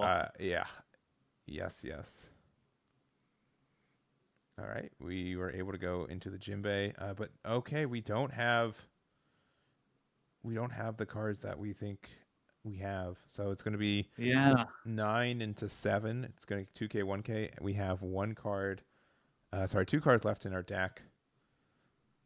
Now we're going to decide if we want to use our leader effect. We will be able to get the restand on the limb and the Doflamingo blocker. We could, pressure down this Jozu pretty successfully, but passing the turn after this with 2 life and all these 5 drops and 6Ks, it's just too bad we don't really have things to interact with their board as much. Yeah, this is a little bit of a weaker turn for Lim here. I mean, sure, Doflamingo has one card in hand, but it is very spooky here. Yeah, very Curious spooky. what he's going to do with the rest of this Dawn.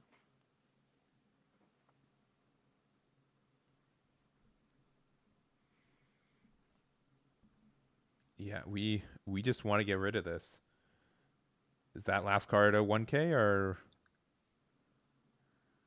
Yeah, it might be. Yeah, it is. All right. Yeah, it is. And I think we knew that was Perona because we bounced one back to our hand earlier. And for 3, we get Yeah, to I use think I leader would have effect. rather had seen a 9K swing. You know, you're going to use those 2 Dawn anyways, so and you know there's a 1K, so force them to have the 2K at least. Yeah, I think you're right. Because then you can still like use the limb to attack 5. Um, yeah, but now they're in top deck mode. They may or may not know the top player of their deck right now, so that's like a little bit worse. I mean, if you're a Dofi player like me, you'll always forget your top 5. So. Yeah. But yeah, 5 swings into 2 life, so 1 blocker on board.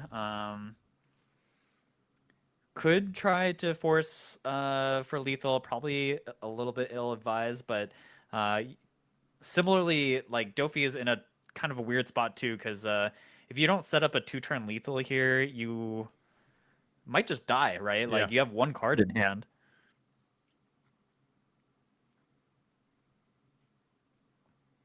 All right, we're going to start with an 8K likely at life. Yeah, it looks like the limb player hovered over his life for a second, so I think that is towards life. Okay.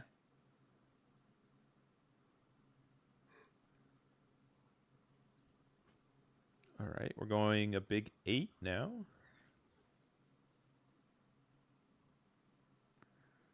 Oh, interesting. Takes the last life. If that top deck was a perfume femur, it could be Yeah, could be a just little ill-advised. could just be the turn. I mean, I think we still attack 5 and 6 with Jinbei and Weevil respectively, just to get some interaction.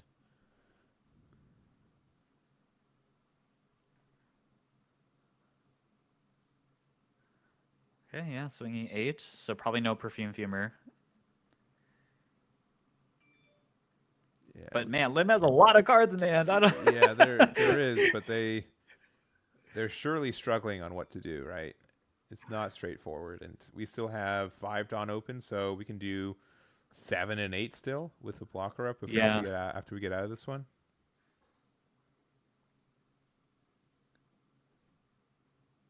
Oh, it's just gonna flat block with the Oh, that's not Doflamingo. a good sign.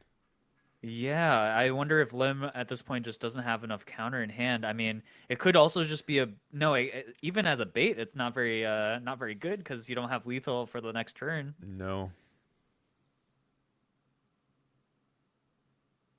Yeah, it's just gonna ship 10. And, Oh yeah, just Brick City once again. no, I'm so sad for this Lim player. Yeah, they were doing, I think, pretty good, but yeah, not really having anything to do on 10 was really unfortunate. Not getting rid of the Josie Yeah. that turn. I think if we got rid of the Josie, we might have had a shot, right? Hmm. Yeah, it felt like, we I mentioned it on the Dofi player's turn. Like that turn was like very strong for Dofi. That was exactly what he needed to turn the Jets up against Lim. And then the following turn, Lim just didn't really have any good plays to make. And so yeah, very unfortunate. I I was really excited to potentially see the 10 drop, but Yeah. unfortunately we didn't get to see it. Which does remind me. Did you steal any cards from me from last week? I don't remember if you borrowed something. Oh, I did steal the card. In fact, I might have it around me. Yeah, did you was it a 10 drop Lin Lin or It was the 10 drop okay. Linlin. I Okay. have it. Just to let chat know, I did. This is a Eggman special. Yes, yeah, that is on I've stolen loan. this. There's a lease agreement on that one. As soon as I said that, I'm like, wait a minute, hold up, am I missing have, one? But no worries, no worries. That was just. I was curious if you thought the same thing as soon as you saw it. So, but that's the first game of the round. We do have quite a bit of time left, so let me see. Yeah, we've got 8. We have half the round left. Let me jump through the first 10 tables or so, see if there's a match that's worth jumping into. We have Dofi versus, I believe, our same red-purple player, but that looks like we're a little bit behind.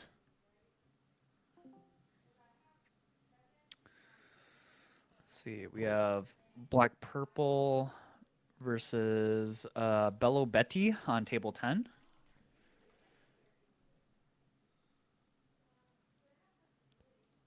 Let's see. Nami players are still present. To the best of some people, I'm sure.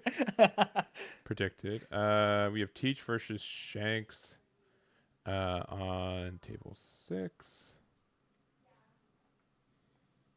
Doflamingo.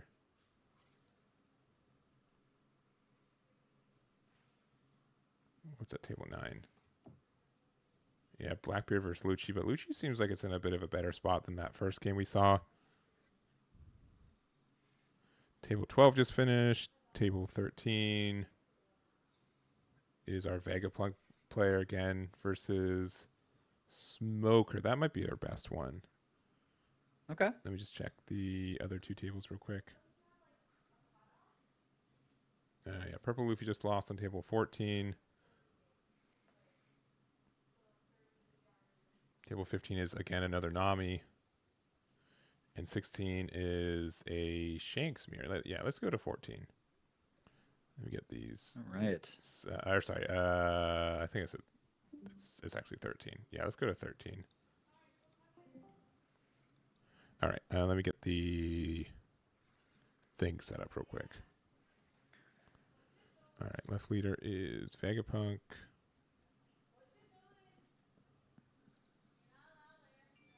And right leader is Smoker from set 2. Let's jump over there. Good old Smoker.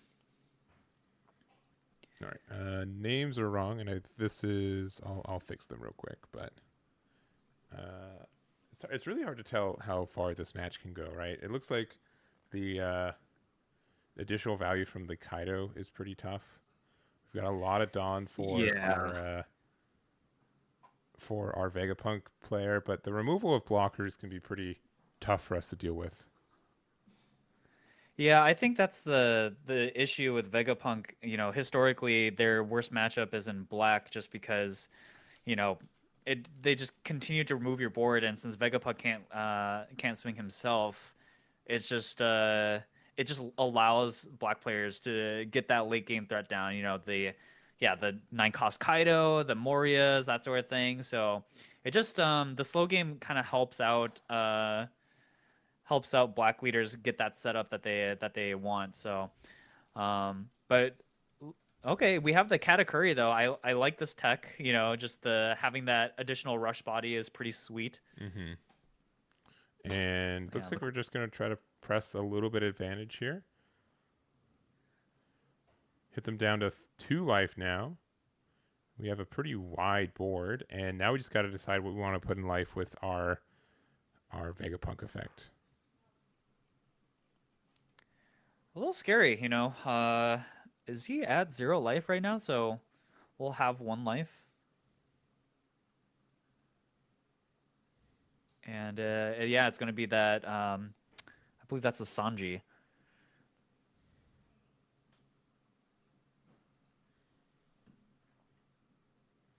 Yeah, and we saw this come up earlier. I'll put it on screen again so you guys can recall it. It is essentially just an Amaru, but on a body. Yeah, on a 5-cost body, which is just absolutely perfect for Vegapunk. Yeah. I mean, it's a little close because like Smoker can't realistically go for lethal on this board with the threat of the Maru trigger, and also again has that 1 Dawn up, so likely has the counter event in hand. So, but that being said, on the reverse side, Vegapunk has 4 potential bodies that can swing in. And so Smoker really does need to get rid of these. So 1 Kaido swing will probably get rid of 1. Yeah, we're deciding. And yeah, gets rid of the Katakuri. I was gonna say, Smoker, unlike Luchi, has a harder time popping multiple characters at the same time, Sure. and so, having a board of 2 4s and a 3 cost, like it can be a little tricky for Smoker to actually deal with all of these.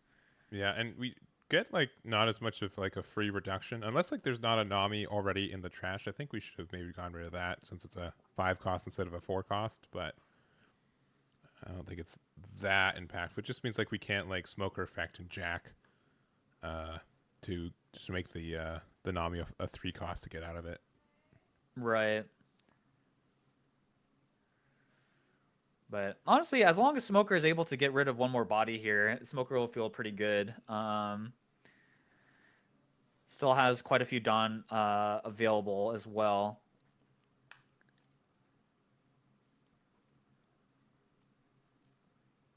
So he's still 9 Dawn left, so... Oh, and is actually going to just let the Frankie go. Yeah, with no Interesting. additional investment either, just a big 5. Yeah. And now we have the Rebecca. Rebecca, I believe there was a Kobe that was swung at earlier. Yeah, so bring back the Kobe. Kobe will go ahead and... I don't think he needed to get rid of the Sengoku that was on board, but yeah, pops another thing. So now Smoker in that sort of like... Oh, okay, they fixed it. But yeah, I mean, this is exactly the problem that Vegapunk faces, right? Is like, oh man, And the Tashigi. Yeah. Tashigi. We were saying it's going to that's be a little bit rough. tough for them to remove all these cars, and yet here we are. There were what 4 on board, and now we got rid of everything. Oh. Okay. Oh, the Tashigi can't pop the Nami because it's a 5 cost. So Okay, all right. the So that's -4, what I was yeah. saying. If we would have done attacking the Nami with the Kaido, we would have been able to get rid of the Katakuri instead. Yeah. So, yeah, if they had taken your line, they would actually have 0 bodies on board right now. Yeah, this is tough. Again, Rebecca is just such a pesky blocker to deal with. And then on the following turn, like you can't really, like Kobe, even as a 4K body, like it just threatens another card out of hand, so it's kind of annoying to leave him up too. But okay, we see the Nami discarding a Frankie, probably gonna go ahead and KO the Tashigi, yeah.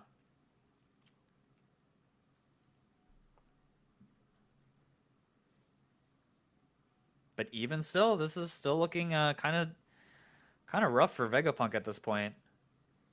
Yeah, I still think even just getting rid of only 3 bodies, right? That's so significant, especially when your opponent's leader can't attack.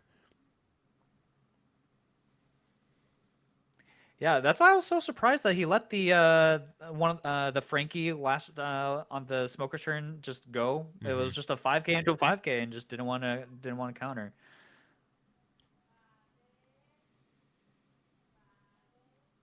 All right, we got the Egghead Island as well, and maybe just put one more card in our life. Yeah, it just has 1 card in life, so once that life goes, he'll still be able to use the Amaro effect, luckily. But yeah, it just Vegapunk is running out of resources and kind of running out of time here.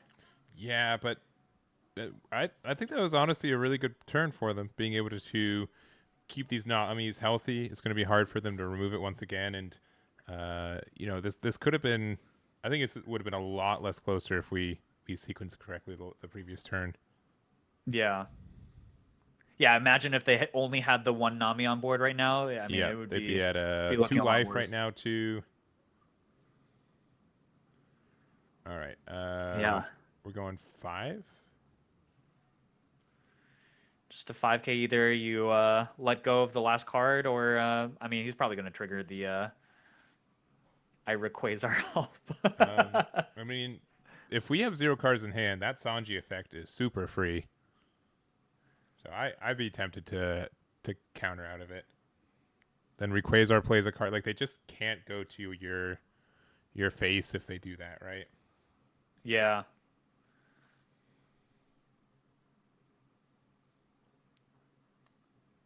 Okay, yeah, is deciding to go ahead and use the Edison to counter. So 0 cards in hand.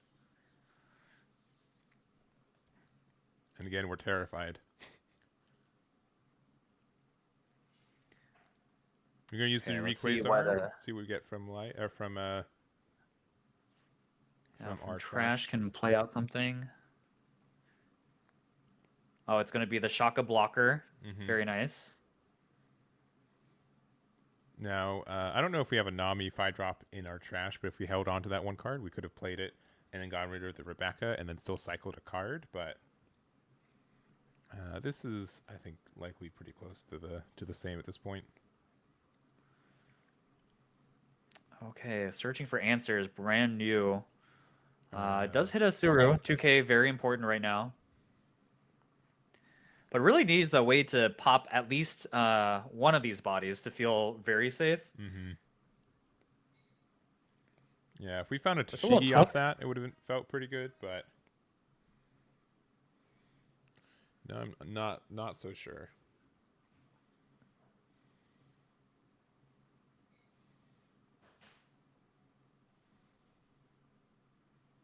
I mean, we could attack with this Kaido. It doesn't really do anything though.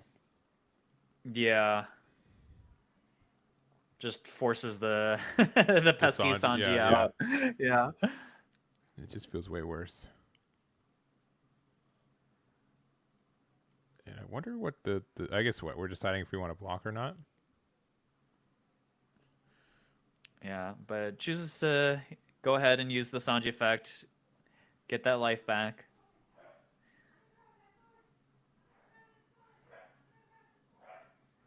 And yeah, I'm very curious what is going to be played. Oh, okay, it just has another blocker to play out, Borsalino. And we know that there's a 2K in hand with the Suru. If we have like 5-drop Luffy to get rid of the Rebecca, we could maybe go for game because we can play that for 1. Just needs to find a way to punch through a blocker here, but yeah, all we have is a Bonnie. Yeah.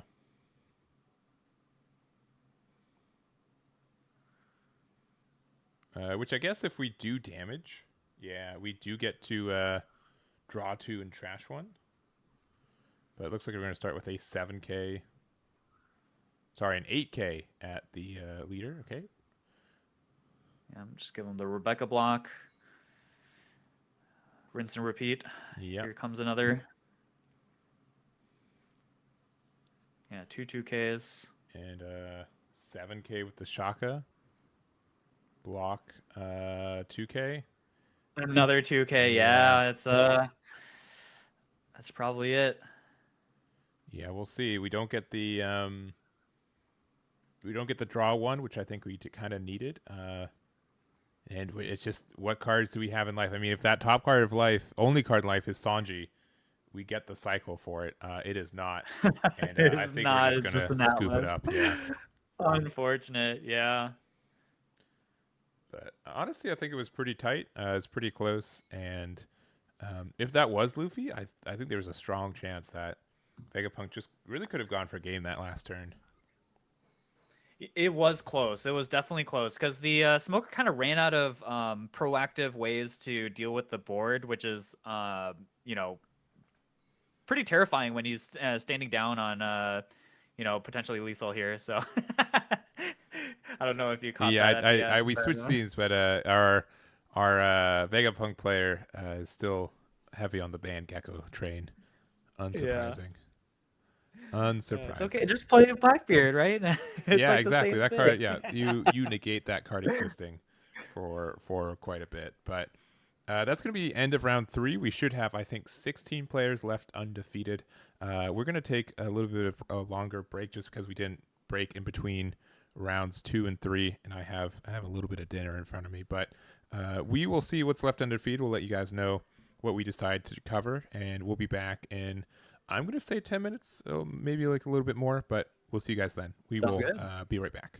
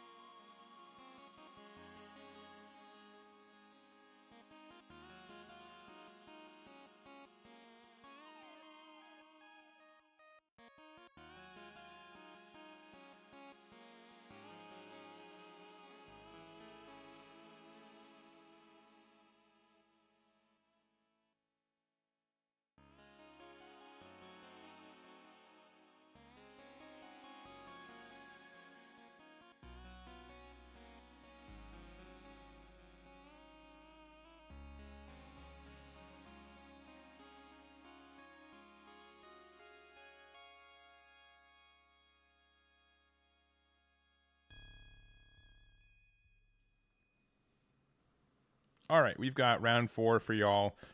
We do have the leaders that are undefeated right now. Zell, do you want to list them off for us real quick?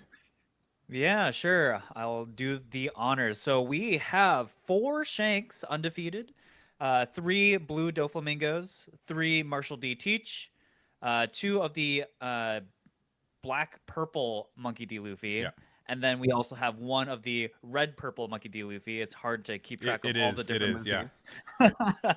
And then we have 1 Luchi, 1 Bonnie, and lastly 1 Smoker. So quite the wide gamut here. yeah. I think I don't know if it's top 3 necessarily. Definitely top 5. Shanks, Dofi, and Teach. I think people are pretty cemented on that. Likely top 3, but they're also I think the 3 most popular leaders in the pool right now. So that makes sense. And then a couple of stragglers. These aren't the only leaders that can top this event either. These are just the ones that are still in contention for that first place finish. Yeah, so we finally get to see a Bonnie player. Their life is in a 2-story apartment. They've got 2 life up top and 3 life at the bottom. Yeah. Okay. Yeah. If Back. he wasn't going to do anything, I would have stepped in. For the record, I hope you all. Yeah. I hope you all know that because that.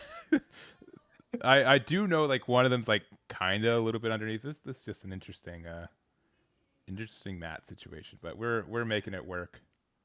Yeah. And looks like Bonnie's going second, which seems pretty good in this matchup.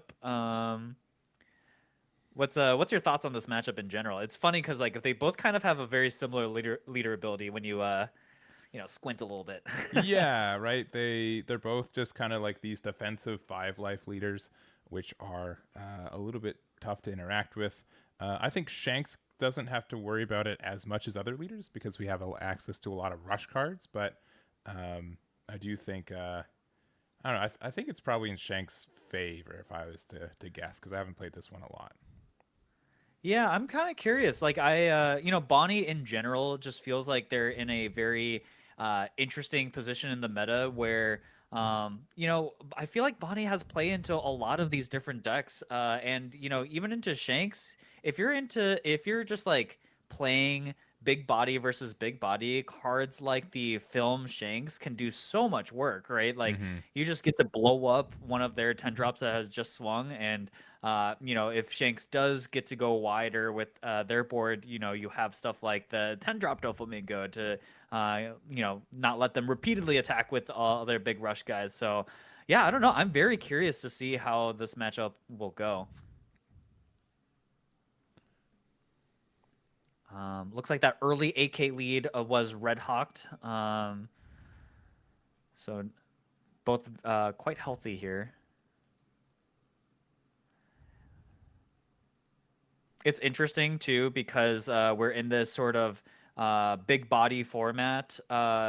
Anytime someone swings like 5 or 6 at you, like I feel like I'm more inclined to even protect my first life these days, just because later on you're just not going to be able to counter a 12k, a 13k hit. So Yeah, I definitely feel like there's just a lot of these like inevitable situations where it's just like eventually like I just even if you have like 5 life, there's like nothing you can do, right? That yeah, I just have so much attack power on board. Like there's that every life just matters so much right now.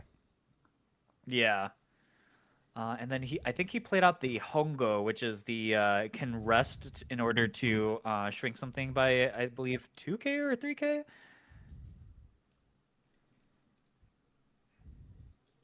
The I think so. Yeah, you can rest it and give something a minus 2k, which Yeah. I didn't like playing this card on board as much. I've been trying a little bit more, but it just feels so bad because it's also one of your 2ks, right? Yeah, like you're using up one of your valuable counters, and especially against Bonnie. Bonnie can rest it kind of for free and swing into it, so needs to get something, get some valuable use out of it. I'm not sure what the Bonnie player has played there. It's a little Um, unclear to me. I believe it's a Bonnie. Okay. They're in the That's right. exact spot for. It's a Basil. It's a Basil Hawkins. Oh, Basil. Yeah, Okay. yeah, yeah. I do not blame anyone for for not immediately like being, oh, Eggman. Clearly that's Basil. Not Yeah. not so clearly right now. Basil, I think, is just continues to be just a great card. Just it's so sticky and difficult to deal with. So, um, I looks like they're using the Hongo effect on the Basil anyways. I'm kind of curious, is it just to force an attack through? Because you can't KO that guy or trash it for that matter. And Miguel's at 4 life, right? We did move the life over once we took that first hit, right? Yeah, I think Okay, so. okay. Just making sure because I could see that even being like unintentionally deceptive. So I just want to make sure it's cleared up. So we got the Cavendish 1K out, and then we got the Ben Beckman, which Y- you will not be able to use the effect. Yeah, yeah, yeah. So you, Yeah, yeah. I think they were asking them to read it just to confirm because Beckman does get around a lot of protection, but not Basil's, unfortunately. Yeah, Basil does not care what type of effect it is. He just says, "No, you cannot if you Yeah, have you cannot remove it. Uh, at unrested." least without if Beckman's played active, so. Yeah, I think a little bit of a misplay there because the Hongo didn't need to be rested at all. But looks like we're just gonna go ahead and swing six, maybe just that lead here. Yeah, maybe it's a bait to like attack into that instead. I don't know. There's some like weird situations for it, but yeah, Ben Beckman not being able to remove that is is tough. But no, we are going to attack into, which Yeah. again it ate up an attack. That's something, right? Yeah, it's like you used a 2K, right? It was a 6K Sure, right? attack. And now we've got the Cavendish on board. Cavendish is just that's really what you want to be Ben Beckmaning if Yeah, I was using you that. we Yeah. wish it was played last turn, 100%. But it is a 6K, so if we do end up having like a silvers in hand, you get some really good value from that. But it looks like we are going to be playing the one drop body. We get a real close look at the cards in their hand right now. It's like I've got 3D goggles on. We're watching a 3D movie. Um, but yeah, they still get to keep the one Dawn up, and I'm curious what the Bonnie will take here. I think a lot of times if you're playing the Kid Wall Fortress variant of Bonnie, you feel very protected. But because Shanks has all these ways to minus cards, Kid is a lot less important. So interesting to see how he'll play around the late game of Shanks eventually. But for now, looks like he's attaching a Dawn to Ben Beckman. Maybe gonna go ahead and swing, try to swing into the Hawkins. Yeah, but if we have silvers though, Hawkins only cares about removal by effect. You can still just KO it by battle. So Yeah. if we have silvers, getting rid of the Hawkins or the Cavendish and then making the Basil a 5K, I think would be very strong. Yeah, that would be such a big turn here, but maybe it doesn't have the Rayleigh. Yeah, it's scary. Leaving the Cavendish up would be pretty bad. He just gets so much value.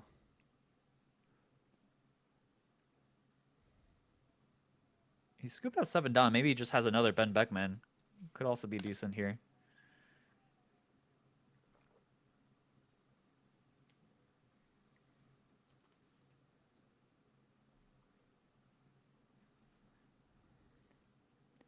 And Have any predictions on what might be the top deck tonight? I think it's looking like Shanks, to be honest. A lot of people have kind of dived into it, and as you've mentioned, if you aren't familiar with how to get the most amount of your value from the Shanks leader, it's you get a lot of free things. Yeah, I think especially early on, you can get tripped up. I remember when Bonnie was first released as the leader, and like people would just forget about the Bonnie leader effect all the Hmm. time and miss sequence. So curious to see how much of that happened tonight with Shanks. But yeah, it looks like we are going to go ahead and swing 8. I assume at yeah, confirming whether it's into Hawkins or not.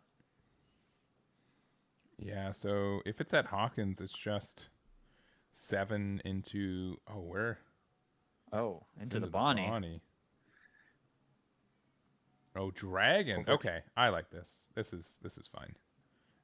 You do get rid of the Okay, yeah, and Basil. then Cavendish stays around, which is a little bit unfortunate, but um, that removal is quite good. yeah.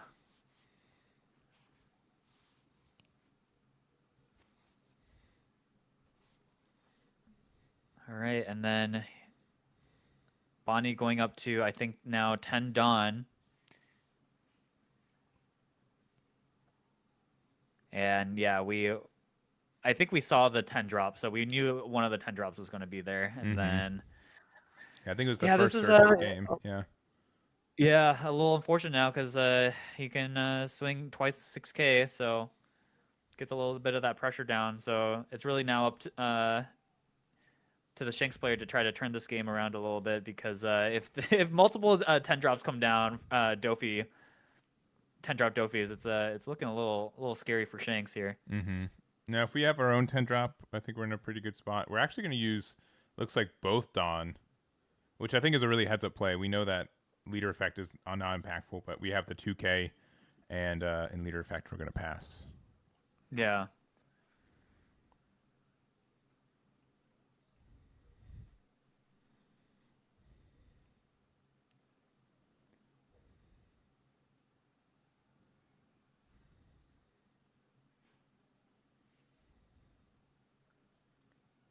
Let's see, and then if he plays, yeah, if he plays the 10 cost Rush Shanks here, I mean, that would be a great start to clawing back into this game a little more.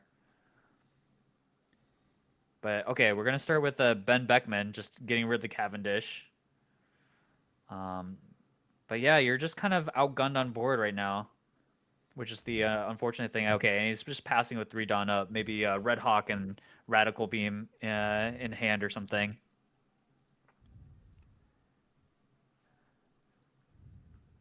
I was expecting this game to be more like, King Kong versus Godzilla. Yeah, Both people and dropping it's been more these like, giant things. I don't know, I was going to say, give me 2 turtles that aren't Ninja Turtles. Oh, You know what I mean? Like, it's just like the battle of fortress cities. Where just yeah. like I play a body, but like it's just slow, grindy gameplay.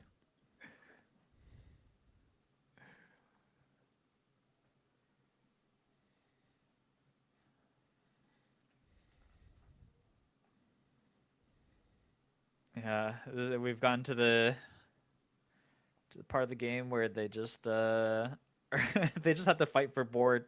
It's funny because like so many of these other colors have easier ways to like pop things or whatever. Yellow's got Rygo, black has all the removal in the world, blue has Red Rock, but red and green, man, we just gotta punch each other in the Yeah, face. that's really it, right? And they had a big 10K attack. We were able to get out of it with the Red Rock, not with the Red Rock, with our 2 cost, and then we're gonna play Yeah, another the Red Dofi. Hawk. Red Hawk, yeah, that is the one, and then just pass from there. Yeah, and this is where things again look a little bit dicey for Shanks. He hasn't established that big body yet, and the longer he goes on without establishing a big body, like he's just having his resources slowly and slowly drained. It's just like a boa constrictor, Yeah, squeezing the life out of the Shanks here. So yeah, and we just we need to find 10 cost, right? We need to establish 10 drop. Even if it's like the film 10 drop, that can get rid of a Doflamingo. Those are naturally 10k or less, which would be a real good value trade right here. But looking like we don't have it. Maybe we have like another dragon. yeah, Yeah, 7K. Bonnie will gladly just take that one. And then yeah, it looks like a dragon. Yeah. I mean, one oh, thing that's interesting here though is that if this is at life, he kind of forces Bonnie's hand here, right? Like Bonnie doesn't have a lethal swing for next turn.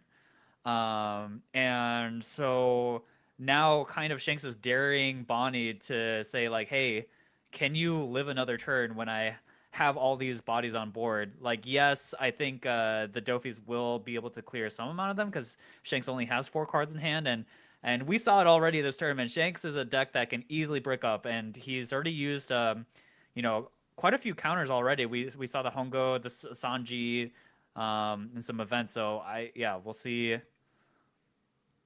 We'll see what Bonnie wants to do here. I mean, we don't have our third 10 drop, right? That'd be absurd, right? That'd be improbable.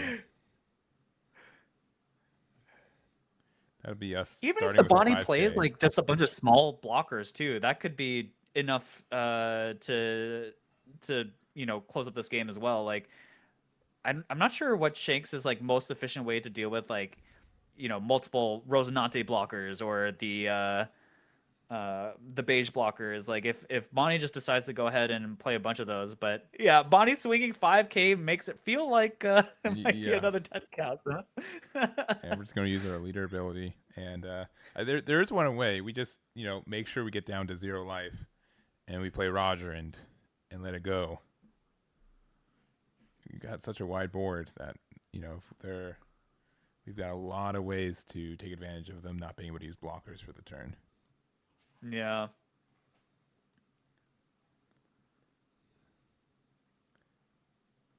Yeah. Oh, this is scary. Just not activating any Dawn. All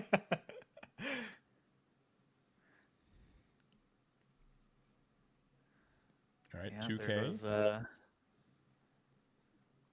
and that means that was likely on the Beckman then, right? Yeah. Oh, Dawn found. Dawn activated. Yep. It was not the third one. Okay. Oh, but got rid of the dragon. Was that really the trade you wanted?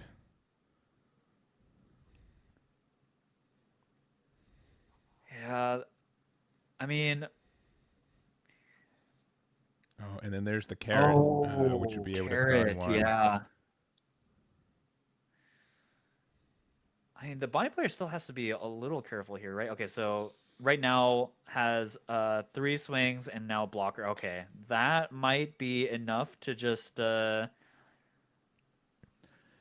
I think that the scales have tipped into Bonnie's favor now. Yeah, again, just in the meta that we're in with all these big bodies, if you're the person playing this the not the big bodies, in this case, like the Bonnie player's been able to play 2 back-to-back 10-cost Dofis, and Shanks just hasn't had anything to kind of threaten on board with that. Like you just fall so far behind like over these turns as you try to claw your way back, and it's just really unfortunate. And it's interesting too because like I think a lot of the Rush Shanks builds, they don't have the Uta, they don't have the searchers to be able to kind of guarantee the top end. And we're seeing why for Bonnie it's been such a boon for them to be able to go ahead and have the early game searchers to find their late game. Yep, and that killer, you don't even lose card advantage, get a draw on block since we have so many bodies on board as is. We've used 1 Dawn and 1 blocker this turn and pretty much negated this. Oh, but a third dragon. All right. And perhaps trying to hit them down to 0 life here. We've got a 9K from this dragon. Yeah, 9K. And then the leader hasn't swung yet, so we'll see if there's more coming. But if Bonnie does go down to 0 life, it can be a little scary. So okay, so 2 9Ks. I mean, Bonnie has basically the entire world in their hands. They have so many cards right now. So yeah, I would expect them to be able to get out of this. So we got 0 cost This is a 9, so 0 cost with that, and then a 2K. Another So 2K, yeah. that gets us a 10. And likely trying to get them down to 0 just so that the Roger is strong if that ends up being in contention here. But I don't know. This is a lot back and forth. We've got a pretty chunky board for Shanks. We're ahead on life. I would not be immediately afraid of losing. I mean, it could technically happen, but I think we are clear in most situations. It's just to see how defensive they are. Yeah, I mean, Bonnie has a lot of ways they can play this. They can test the waters to see exactly if they have counter in their hand, because they can't really take any low swings, because the two 10 cost Dofies will just kill them outright if they take anything too early. But yeah, and I think they can do something like 9, 10, 10, 11 if they want to go for a game right now, which is moderately guaranteed against most things, but it's still risky. yeah, I mean, even at this point, Shanks only has 2 cards in their hand, and they have the bigger body with Dofi, so it's harder for them to defend their own boards with counter in hand. So, and yeah, I think the 7K swing from the carrot did go into the Beckman, and they used leader ability to not have to use any cards there. All right, 10 into likely a dragon. No, into a Beckman. Okay. Yeah, just trying to guarantee that hit. Yeah, and then Carrot's able to just stun the other Beckman, so that's already 2 attacks we don't have to care about. We're going 5, likely into life, looks like. Yeah, so man, that card looks so tasty, doesn't it? yeah. So you just want to be able to get it.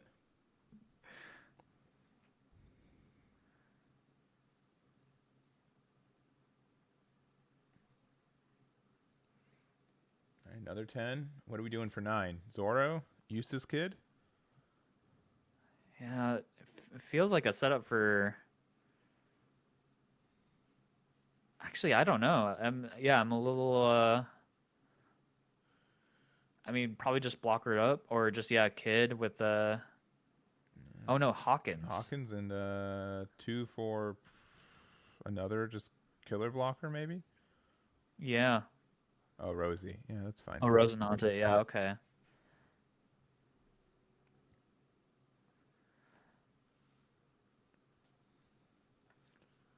All right. Okay. 1 open, 2 attacks have to go in, and you get out of essentially 3 attacks with blockers and leader effect. Not looking. That's tough. Yeah, not super clear. It's just like, well, he needs $5 and he only has 3 in his wallet. Seems tough. Yeah. But can he do it?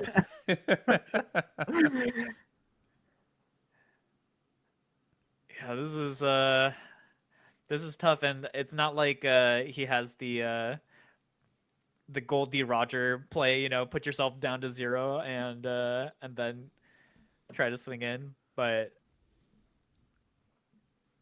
yeah, I don't know. I'm racking my brain to think of ways that he can get into this fortress, but I don't think there is a way. I mean, we can rest the Rosie. We can do that. We have our new 2K that rests a 4K or less. So that's something. That's step 1. Basil's tough. Basil's a tough guy. Step 2, potentially cry. Yeah. I'm just not sure.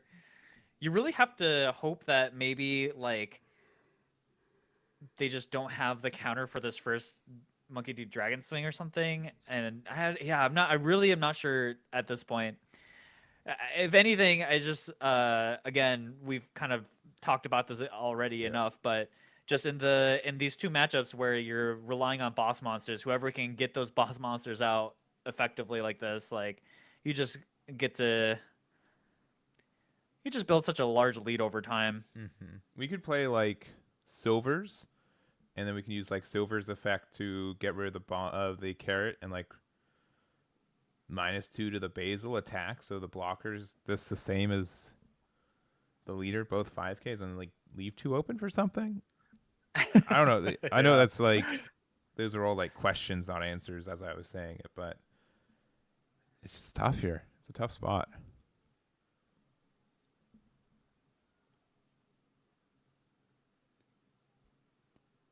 Also just put like 6 on leader attack and then like leave 2 and 1/1 open for 2 rad beams and a red hawk. The Whitebeard special. Yeah.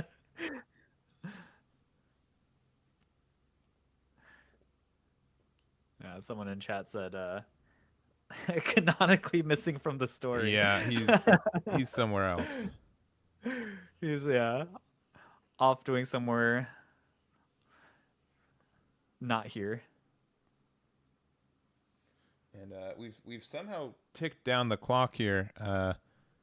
I do want to say on the live stream side, I am out of snoozes for the ads. They're usually like every 30 minutes, and I can snooze them a little bit, but I pressed the snooze button too many times.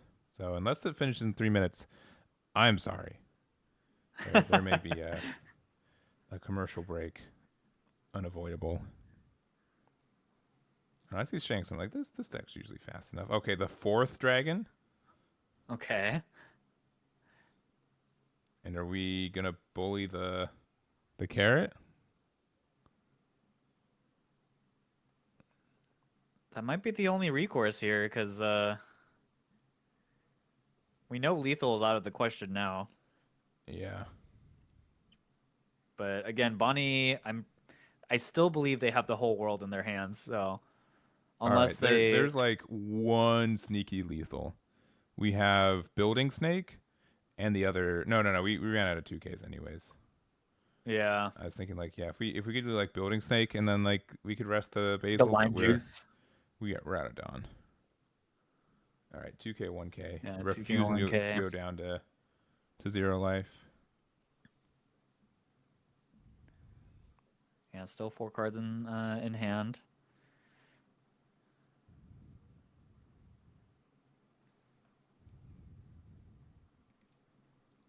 Yeah, here we go, 9K. Blocking another 2K, 1K. And no Dawn up means no Red Hawk, no Rad Beams. And I think this one is coming to an end here. Yeah, man, we had such a chance to have 4 dragons on the board at the same time. Missing out.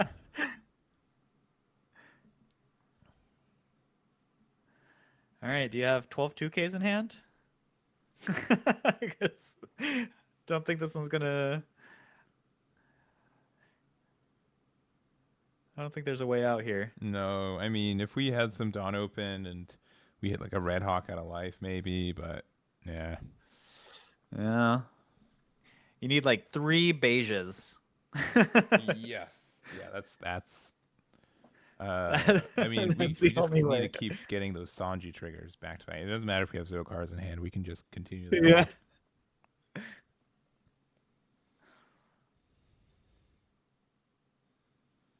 Yeah, I think Shanks is out of here. It was a close match, but I don't think we've seen I think we've seen like 1 10 cost Shanks hit the board today, and like every other matchup's has been that. And I think we're cleaning up the hand. That's gonna be it. Yeah, had one in hand, but by the time I don't think there was like a moment where he could really realistically play it. I'm not sure. Yeah, like it's generally like, you have to play it on curve, and then if you miss it, then it's just unfortunate. Because even if you stun it, like the -1K across the board is generally pretty strong. Yeah. Yeah, I mean, I think honestly, again, it was just the second Doflamingo was really just the backbreaker. Man, it just took so much tempo and agency away from Shanks for that game, and not being able to respond with your own 10 costs was just really the nail in the coffin. So yeah. Well, that's going to probably be the end of this round for us for our coverage. We've got, I think, 8 undefeateds going to this one, so we do have 3 more rounds from there as well. We'll see what's left. We still have 1 Bonnie guaranteed.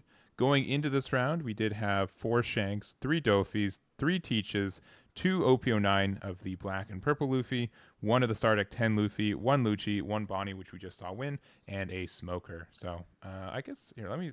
Table 1's still being played. Let me peek over there. I think that was the red purple game that we almost did. Yeah. Yeah. Oh man, this is going. We can sneak over there real quick. Just real quick. I'm not even gonna change the thingies. So apologies for the things being wrong, but it's gonna be red purple Luffy on the right, and then we have Teach on the left. Yeah, this was like the other matchup we wanted to watch. But if Red Purple wins, I'd definitely be down to watch that matchup full all the way through. Yeah, it looks like we're on the Blackbeard's turn here. RP Luffy just going down to 0 life, and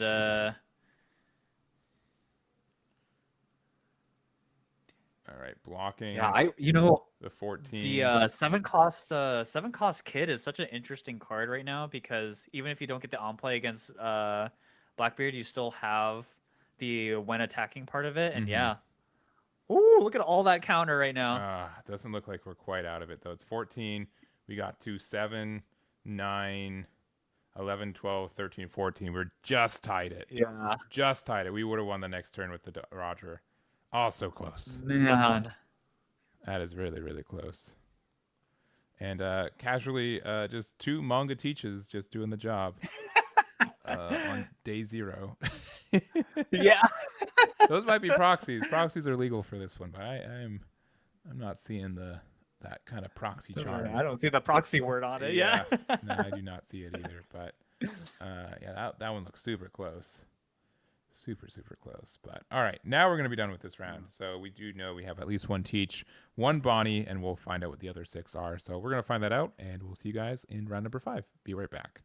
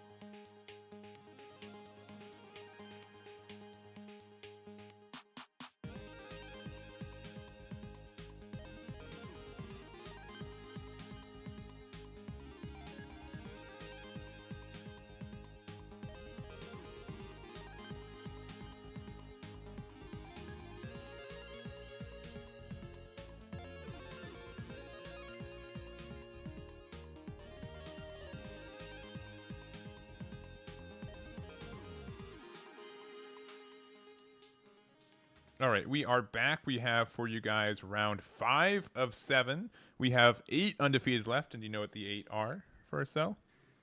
Yeah, so we have the usual suspects, of course. We have two Dofi, blue Dofis up there. We've got two Blackbeards as well, and we've we've been called on the Shanks for right now. We Yeah, only have one Shanks left now. they became scarce like they've been for most players today. Not just not seeing them. Yeah, commentators curse. We just have not I seen the think 10 so. Shanks. I think it is a commentator's curse.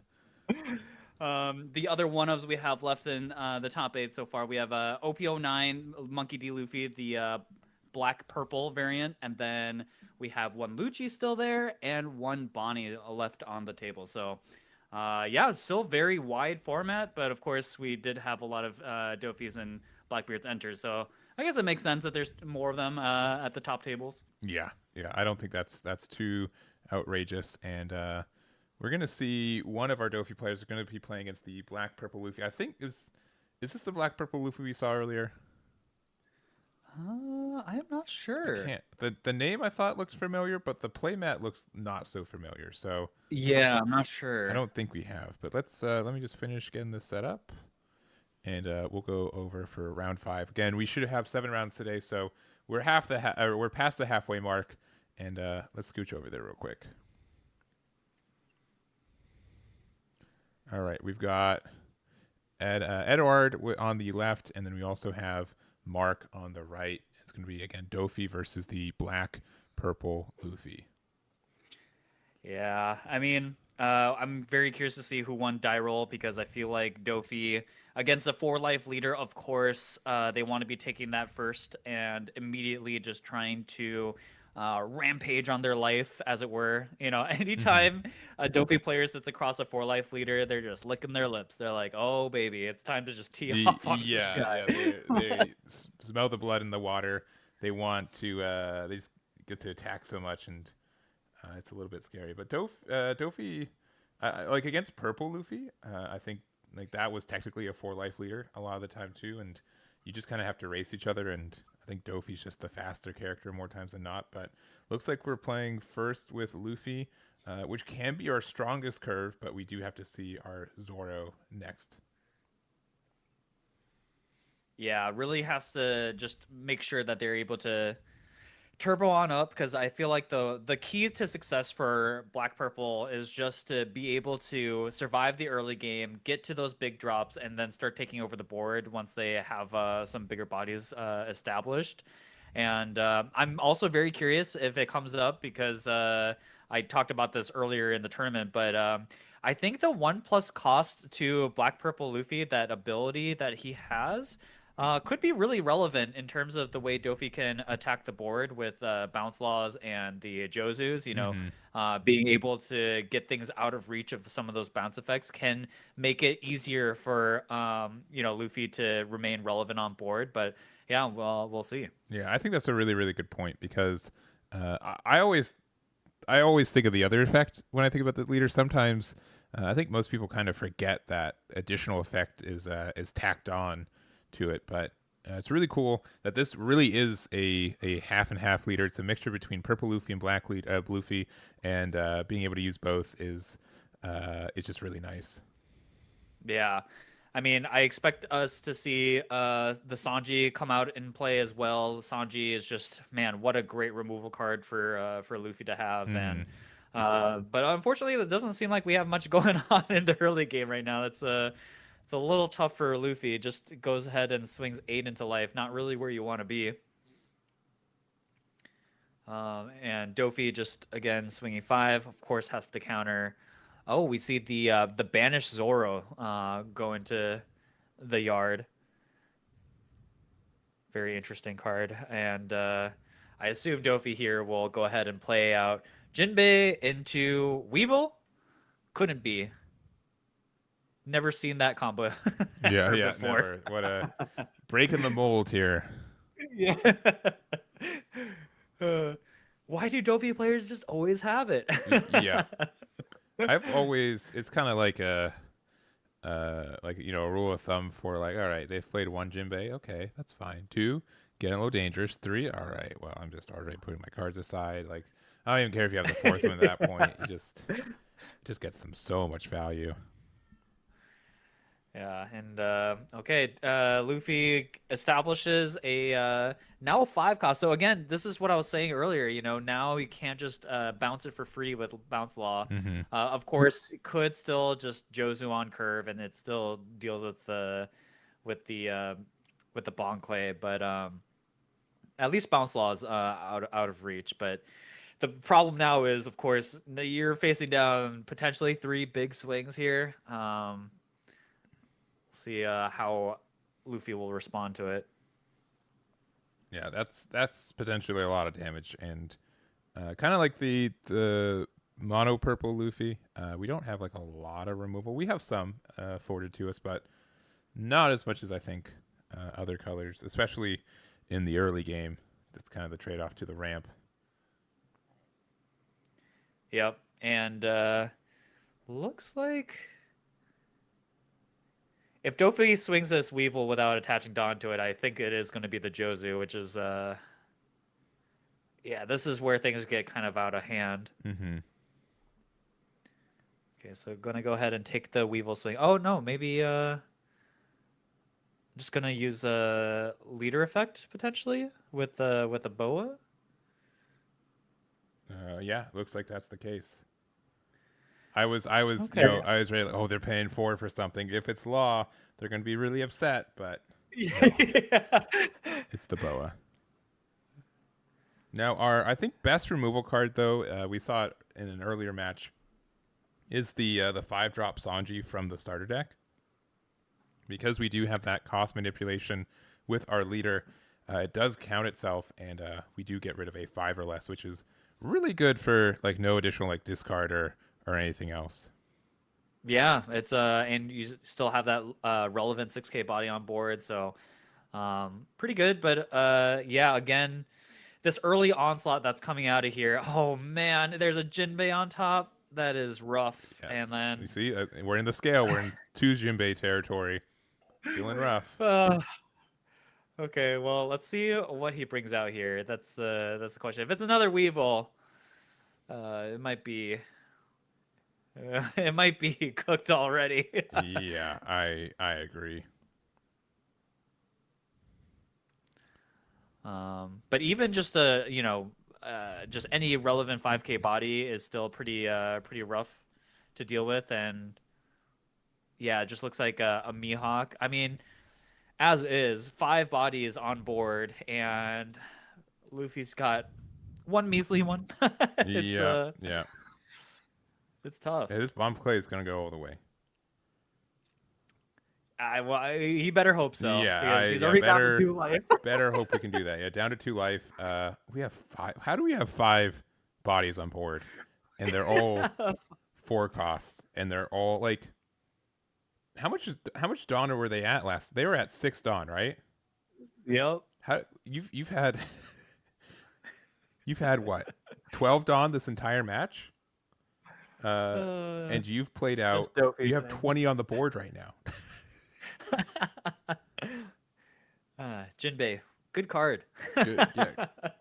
Feeling good. Okay, well, we finally get to use our leader ability for the first time, but it just feels a little too late already. You know, not having that Zoro on curve really feels like just everything was just put a turn too late, and Dofi just got like one of the best starts you can possibly ask for. So, yeah, I'm curious to see what the rest of the Dawn here will be used for. Still has 5 Dawn left. Not enough for a Sanji, unfortunately, Yeah. but yeah, we'll see. Has to start cutting into the board. Yep, here's a 2K. Easy enough. Likely 6K into, I'm guessing, a Jinbei. Yeah, same thing. Probably so many another cards in hand, 2K. too. Yeah, block Just 1K. block. Yeah, blocking a 1K. Yeah. Yeah. We're playing for 5. Queen, maybe. 4. Sorry, 4 for the No, I mean we do have exactly 8 Dawn right now, so we do get the cycle, but it is looking pretty tough for Mark. Yeah, still has 5 cards on Yep. board. Oh, I mean, at this point, Dovey can just do whatever he wants. I you don't have to if you attach no Dawn this turn.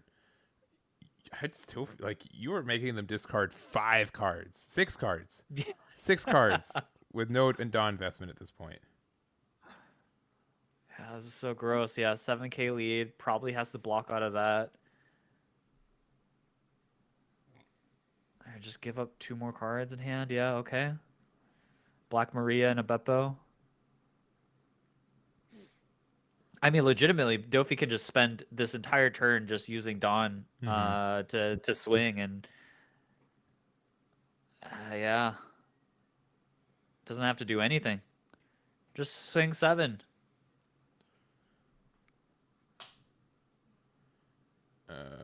Man, and has a block. Mm-hmm.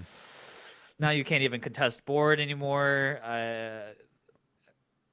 They have Still has I think 6 like, Dawn left, I think. I think they have like 4 Dawn left. 4? Okay, 4. Oh yeah, because they're only at 8 Dawn. Yeah. We're gonna be able to draw 2 trash 2 with this Mihawk.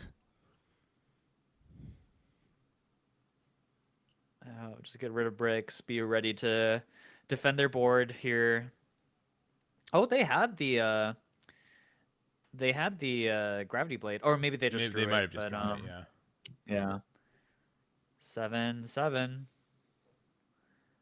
All right, we're surviving at 1 life. Yeah. Do you think you can purple Kaido as a Luffy character? Can we pretend Luffy is an Animal Kingdom pirate? The 10 drop, yeah, I could pretend that. The 9 drop we could have access to, but it looks like 8 Dawn. What could be the play? All right, Moria's Moria's okay. Still good. We do get to draw 2 cards and establish a blocker, and then also become an 8K attack. But I think it's a little bit too. Like if we played that last turn, maybe we're in a good spot. Yeah. But this turn, Yeah. I don't know. I mean, just card equity wise, he just doesn't have enough cards in hand. Is the problem? Like, how do we survive this?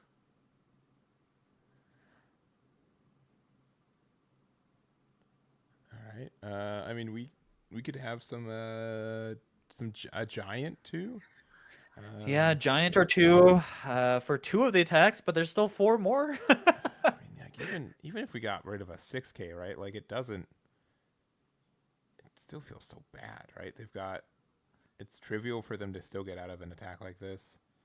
Yeah, 7 is just not gonna do it. He's 2K, 1K for sure.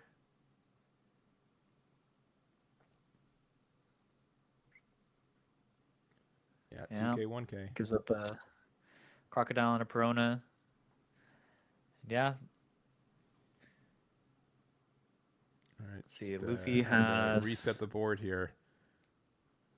Quite an investment.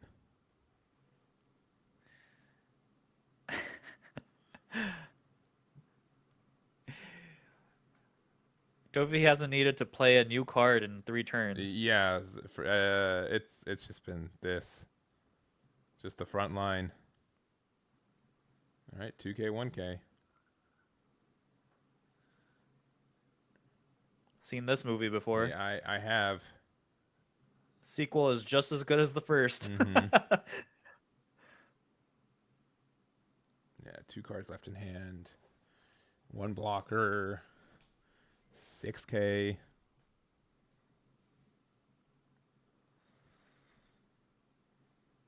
Yeah, still has 6 Dawn to work with. Frankie's technically a 5 cost.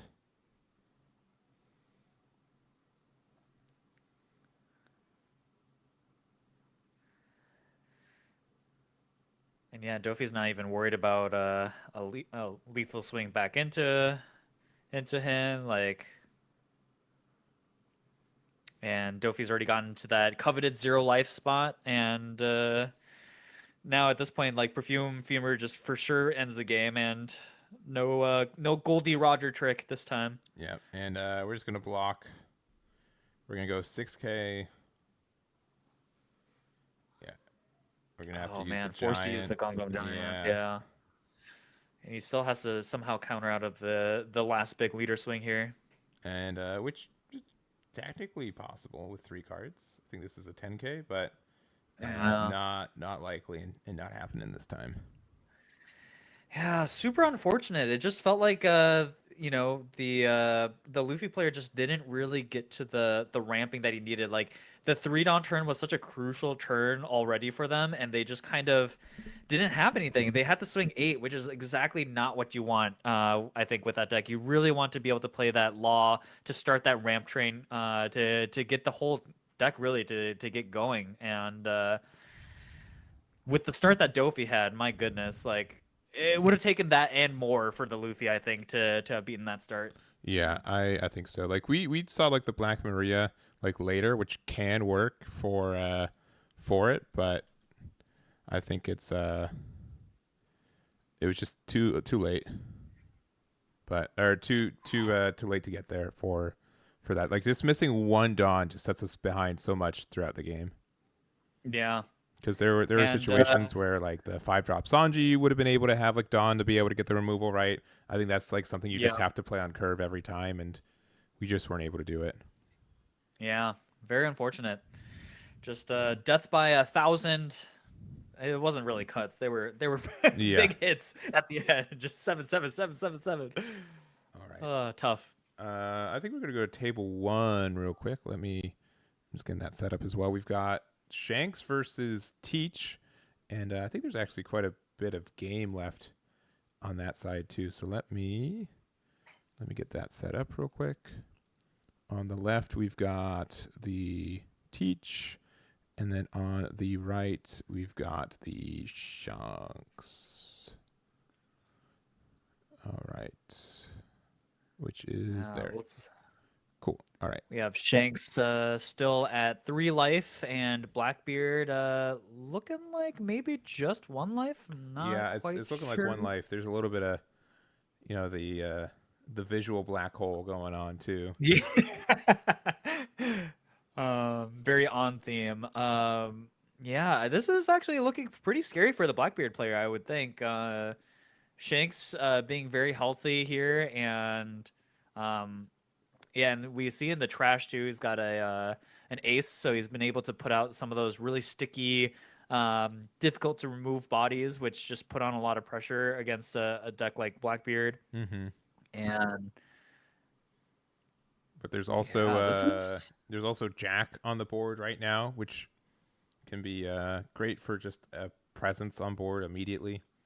We're gonna play the Dragon, which doesn't get the effect due to the black hole effect, but it's looking like Shanks is gonna pull through with this one. yeah, it really, it makes sense because Shanks, sure, your on plays don't work, but you have rush, and that's really all that matters into Blackbeard, right? Blackbeard just cannot effectively deal with just like the rush down from Dragon and Shanks and whatnot. So, yeah, I'm not really sure how Blackbeard here can come back from this. Yeah, let's say he plays a 10-drop. He can prevent the Dragon from swinging once, and then can block a Marco hit, but then still has to deal with the leader swing and any new rushers that Shanks might have. So yeah, I mean, at any point, if Shanks draws Goldie Roger, you lose, right? Like there's no way to counteract that. You just have to hope they never draw it for the rest of the game. see a 5K swing for Blackbeard.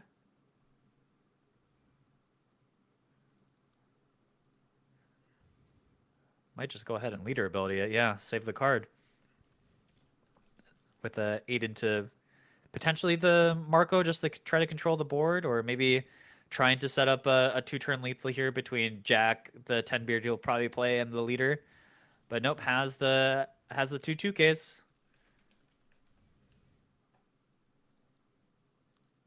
Yeah, I with what? And did we discard a card from leader effect? I think he did. I think he discarded the Laboon that's there. Yeah, so I mean, we can just do 2 9Ks, right? That's Yeah. I might be wrong. He might just not discard a card here because I mean, what on play is he worried about at this point, right? yeah. I mean, yeah, that will additionally do it. Yeah, they just give it up. Yeah. So The Rush Shanks would have been there regardless. So all right. So table 1, we saw Edward on the Doflamingo take it. Table 2, we were able to see. Oh, sorry, that was table 2. Table 1, we were able to see Georgios win it with Shanks, and then let's go to table 3 real quick. Let me just go to us while I set it up. But table 3, all right. it's the Luchi versus Bonnie. Traditionally a pretty tough matchup in OP08, and I don't think it got any better. Besides just a little bit less Luchi players running around. Yeah, I mean, to be fair, I think this matchup, while it is quite bad for Bonnie, if you get to go second and you see your like best curve into Luchi, it can be. I've definitely seen players pull through. I think the one other thing that's nice is that because people are so prepared for other decks, they have cards that are less good into Bonnie. You know, Mm-hmm. so it's possible that maybe like with the tech cards being for the other matchups and just not being prepared for the Bonnie, maybe able to pull it through. But like one thing right now, looking at this board is there's a Shanks on board, and that man is a 9 cost 11K. There And is. what I don't see on the Luchi's board is a 8 cost Moria. So Yeah, but Bonnie yeah, does not now like when you tempo out like this sometimes. It's just a lot of pressure. But this might just be game. This is an 11K attack, right? yeah. With 5 and 11, it's going to be 12 and 13. Yeah, 12 and 13.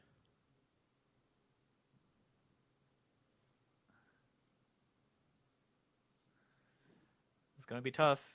I mean, Luchi has a few cards in hand. However, still very tough. Yeah, we have 6 cards in hand right now, and let's see, 2, Oh. 11. Yeah, oh dang, 4 2Ks. All right, we were able to get 4 out of it. 2Ks, okay. All right, do we have the Hody Jones? It'd be 7 and 8 then. Oh, Yeah. we might 7. It is. Oh, we might 7. 2K 1K. Does he have another 2K? No. And it is the Hody. Do we have 2K It is 2K? We have 2K 1K to tie it. Last card. Rob It's Luchi. not there. Super close. Wow. Super duper close. Yeah, and so I think I could be wrong. I think they should have taken the 12K attack. Yeah. Because then they would have been forced to do like a big 13. I think they would have lost. Big 13. Right? Like They they had felt like 5 2Ks and a 1K at the end, so they Yeah. could counter for 16. No, yeah, think. yeah. With that additional, yeah, we should have just taken the Shanks attack, because otherwise we would have been able to get out of the 13, and which was also just way worse than the other two, I think. Yeah. Interesting. Maybe I was not expecting the Hody Jones. And that's to be fair. I've been seeing this is crazy because I think Hody Jones is just like one of the best green cards right now, just in general. But Yeah. I've seen a lot of Bonnie lists run like only 3 Hody Jones, maybe only 3 Hawkins as well. Yeah, I've been seeing choosing to those yeah. diminish a little bit. So maybe they were just, praying that this guy was one of the people who just don't play the Hody Jones or just doesn't have it. Because So that's the other way. Like if you don't think they have Hody, you went out the gate. But I think the other math would have been. I really do think it would have compensated for if they had it or if they didn't, right? Yeah. But it is always scary to go down to 0. if you take the 13 and you're playing around Hody Jones, the max they can do is Oh, it's and a I think I did it wrong. I think it's 12 and 14, but we still had ways to get out of it. But unless the last card in their life was a 2K, we weren't going to get there. yeah. So maybe it could have been that. If the last card was the 2K, and we could have gone out of cards with hand to a 13, that might have been the case.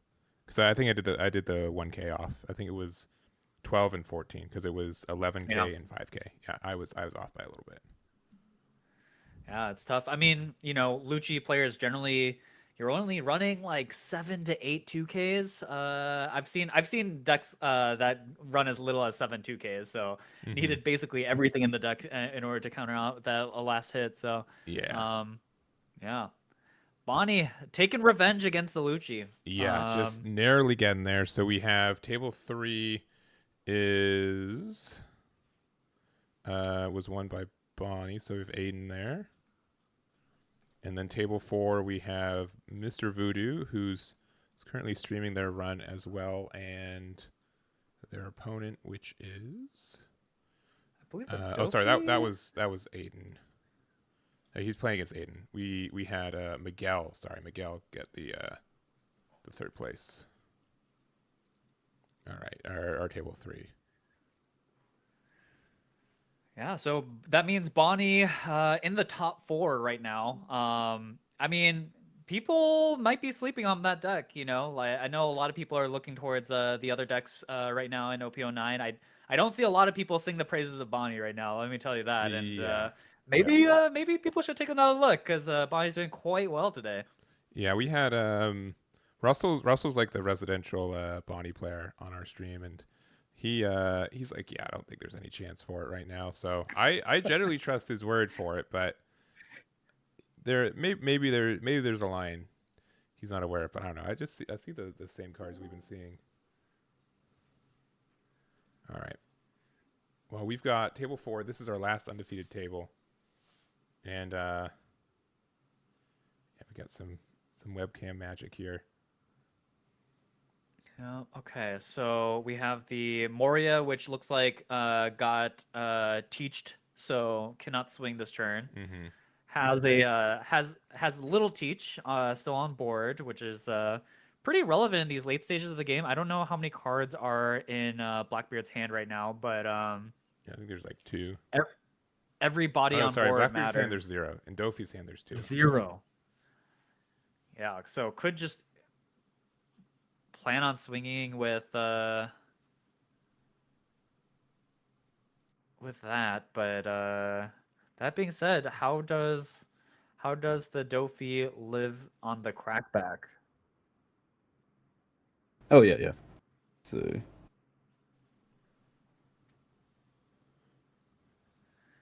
All right. Well, looks like we're just gonna go really tall.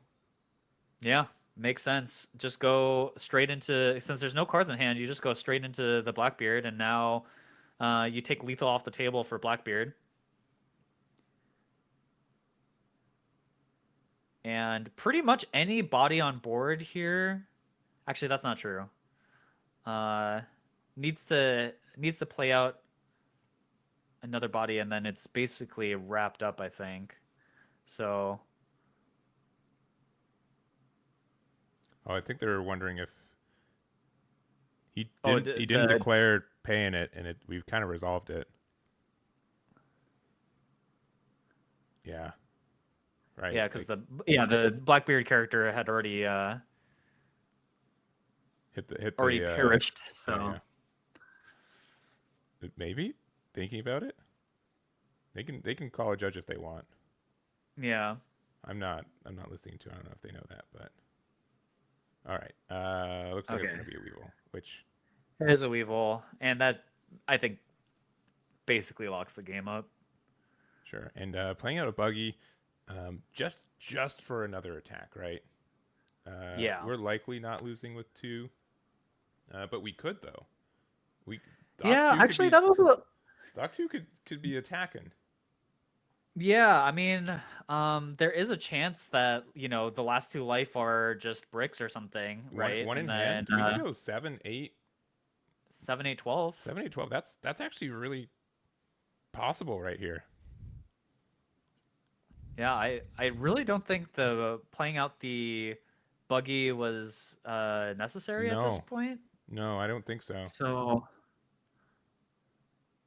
2 cards in hand. Okay, that makes a okay. difference. Yeah, so basically if he has a 2K in hand, it's already wrapped up It needs to anyways. be. It's 7, 8, 12. Yeah, and they all have to hit. They all do have to hit. Yeah, yeah, they do. Um,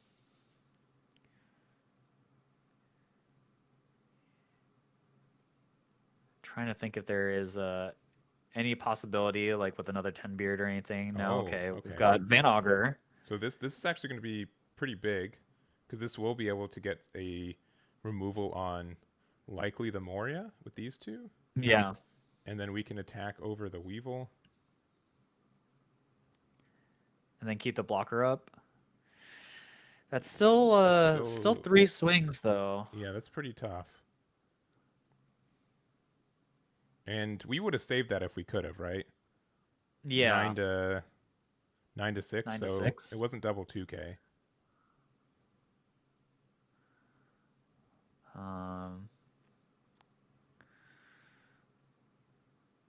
But yeah, at this point you need a trigger. You need a finger pistol out of life here, and he lives.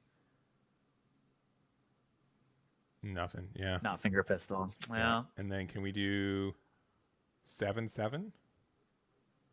5 and then 2? Yeah, I think we can. Yeah, 7/7 will for sure take it.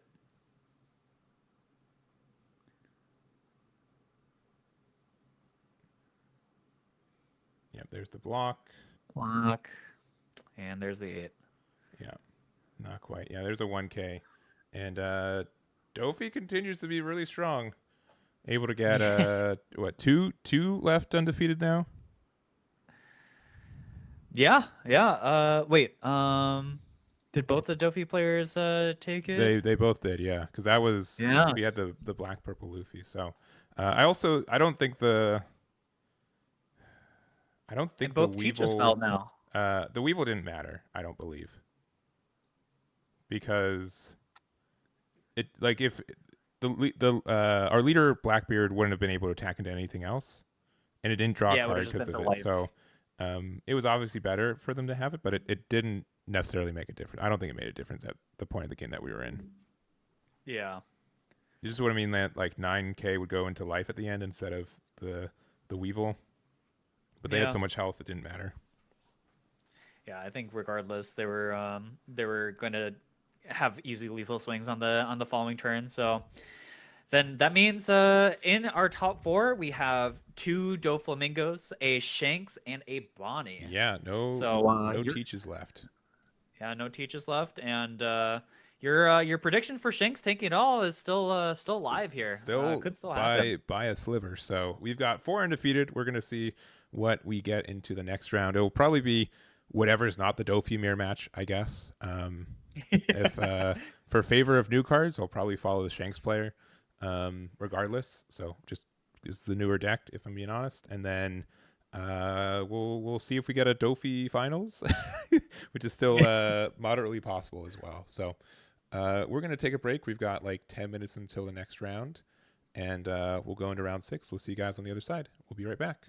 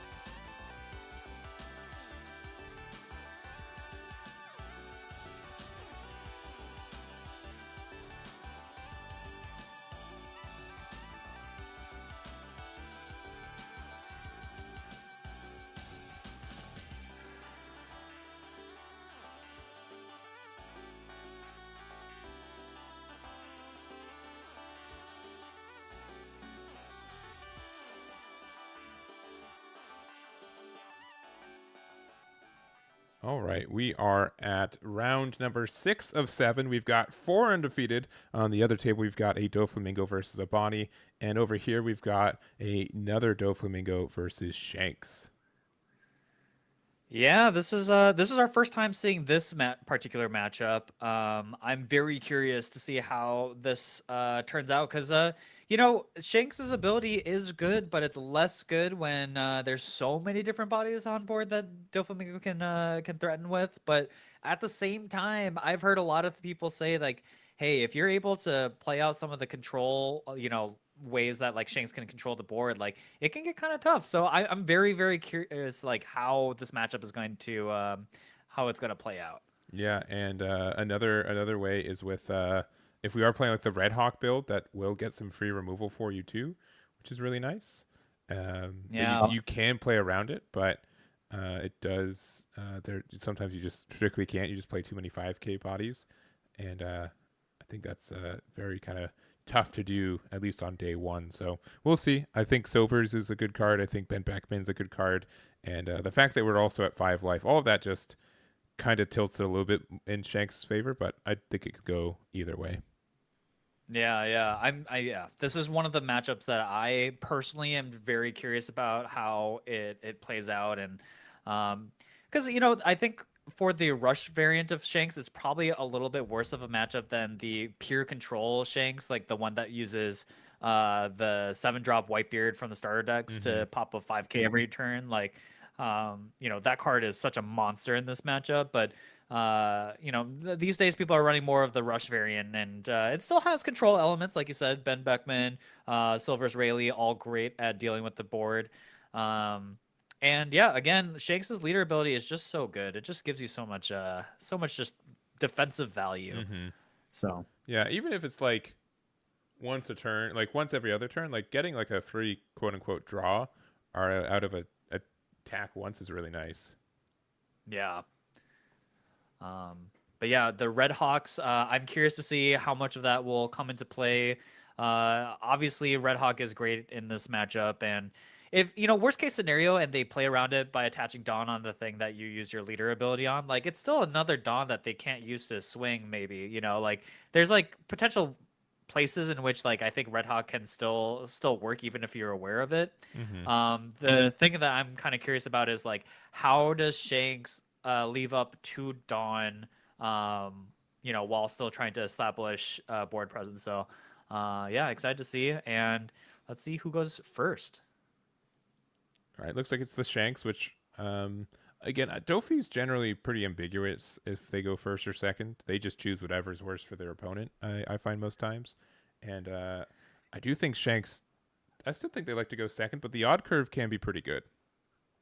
Yeah, I was gonna say I think in this matchup, Dofi probably wants first because of the Shanks leader ability. Because like, the classic Jinbei Weevil line on 4 Dawn looks a lot worse when you don't even get a card from Shanks. Sure. Yeah. So, I feel like maybe this could be better for Shanks, but obviously Shanks really wants to establish a 10 drop as soon as he can. So, yeah, we'll see.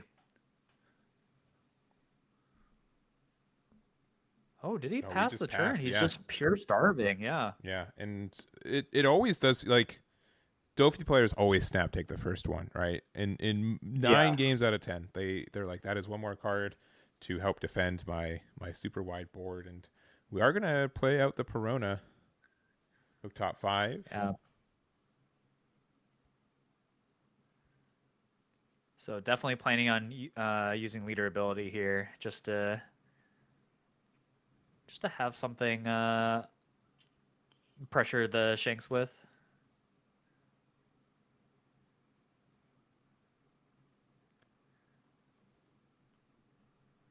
I'm curious to see how long Shanks will starve Dofi for, because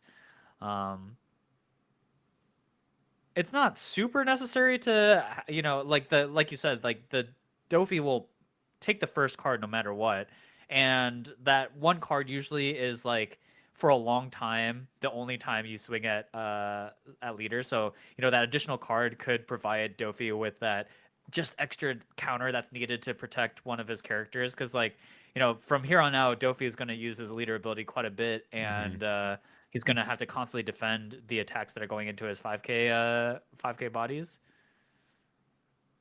So let's see. We have yeah. So here putting out a 6K body rested. Not as good as putting out maybe like Weevil, Jinbei Weevil or something, but having a 6K rested is a lot easier to defend than a 5K body. Yeah.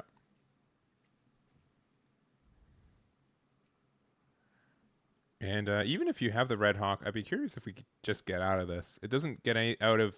It doesn't remove anything but the Prona. I think we also what did we bottom deck those? I think we did. And thinking about yeah, I think they're thinking about using the Red Hawk. It feels a little bit out of value, but there's just so many times where they're just dead in hand later in the game. I think this is fine. Yeah. We get rid of the Prona. Just get the body off. You know, also makes it so next turn maybe it's more awkward to use something like Jozu. So if Shanks is planning on playing, you know, a 4-drop, 5-drop body, at least it's not gonna get bounced. Oh, okay. Oh, never mind. just see it. Boa's left the board. I think the only thing about starving Doflamingo is that essentially the leader says draw 1 every turn, right? But because we bottom deck the cards with Boa, the cards that are on top are just not known right now, so they'd have to like set it up again. You're probably in a fine spot, but it's a little bit bold, I feel like, to try to starve them out like this. Yeah. And then probably, I was going to say probably another Boa in order to see if he finds something that's a little more palatable to him. He is probably hoping for a Jinbei of some sort. This is a very different Dofi start than we saw with the black-purple game. Yeah, I think the purple Luffy probably would have been a little bit more pleased if they saw this opening from their opponent. Yeah. And right now, I mean, as it stands, like Shanks, even though the start for Shanks has also been similarly awkward, at least Dofi doesn't have that blistering start with the multiple Jinbeis and all the bodies on board. So, looking at it as right now, like Shanks is probably feeling pretty good right now. Okay, so we finally do hit a Jinbei, and let's see what pops out.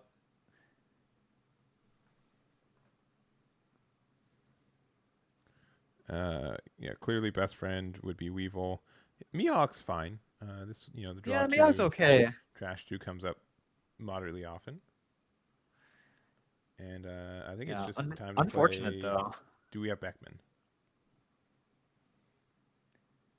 Yeah, Beckman would be huge here. Yeah, just unfortunate that Dofi can't put out more 6K bodies. I would, really love to do that. But yeah, we have the Beckman on curve. Yeah, now this is looking pretty good for Shanks now, I'd say. We've been able to really slow down their advantage.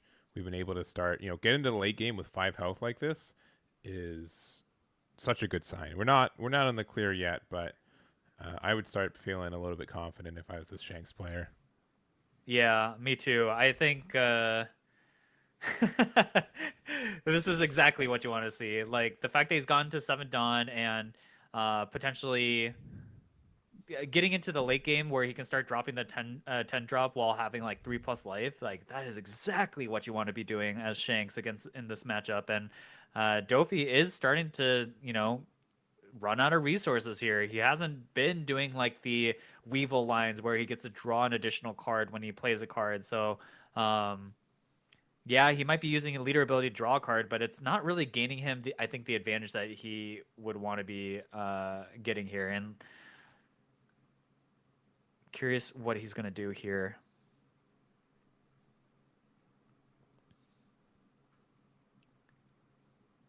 All right, we're going to start with just a 5K attack, and then we're just going to use our leader ability, I believe.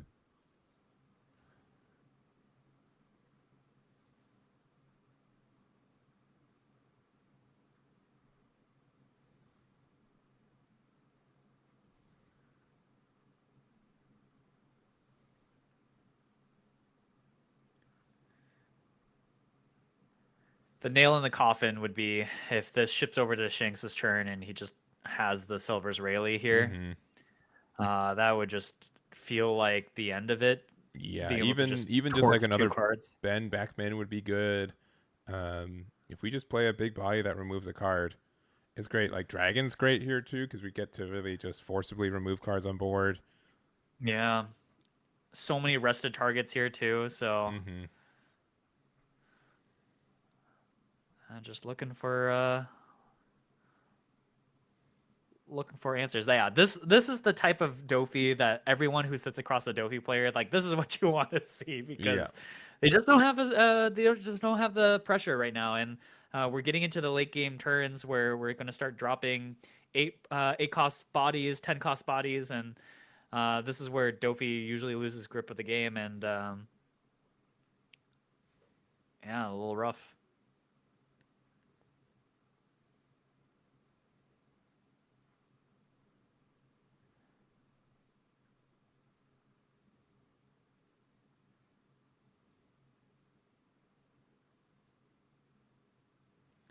All right, and looking at the 3, if we bottom deck these again, that's pretty unfortunate. It'd be the second time we've done it with Boa, and it looks like yeah, we're gonna pick up the deck. Yep. Yeah. 3 to the bottom once again. Unfortunate.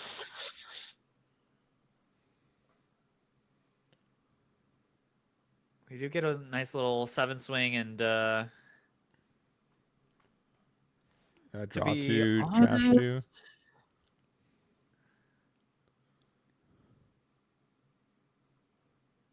Asking for cards in hand, we're at 5. Draw 2, trash 2. Now I will say, it's unfortunate that the Mihawk doesn't put cards back onto the top of your deck or bottom, right? I think that would be a little bit more thematic for the deck itself, but yeah. yeah, I don't think that Gravity Blade's doing as much in this matchup. I've seen so many Shanks lists that basically run nothing in like the like 1 to 6 drop range, you know, like they just never play they're those just cards. like, I'll just get to the late game and then decide to play cards. Yeah. Yeah, I think this is going to be a Silver's Rayleigh. Oh, that's a gut punch for sure. Oh, did they resolve the because it did, yeah. The 7K Dofi swing, yeah, I believe it did. Yeah. I think they took the life there. Yeah, because they started at 5. There were 4 swings. Used leader effect to get out of one, 2K out of the other one, and then took the other 2.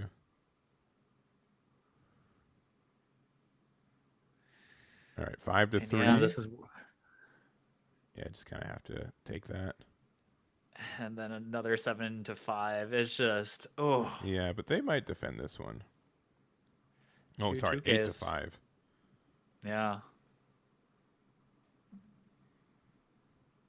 Yeah, Silvers is such a good card. And against Dofi, you just get so much value with it.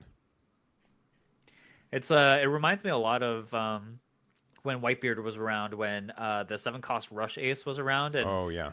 on the turn prior, you almost don't want to swing with your board because you're so scared of how much value it gets when you're able to target 2 rested characters. Mm-hmm. And like you still have like that 1-drop Ezo on the board, and it can like trade with a 2K, like a 5K. Yeah, it just feels awful. Mm-hmm. I've been on the receiving end of that many times. Yes, I'm quite sure. Yeah, it's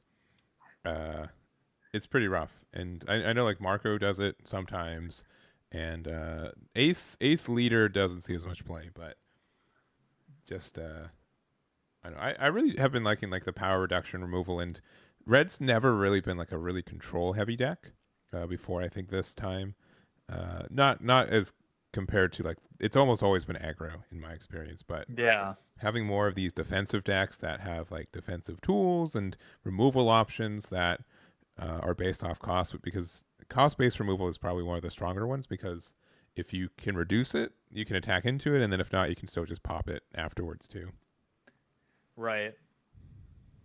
Yeah, it's cool seeing like the different colors kind of expand their toolkit a little bit. I know people at one point were complaining that like some of these colors got everything, but like we're getting to that point where a lot of colors now have a lot of different options. So We start with a pudding. Yeah. I don't know how many cards were in Shanks' hand there. I mean, think he must there have had quite a was few. about 7.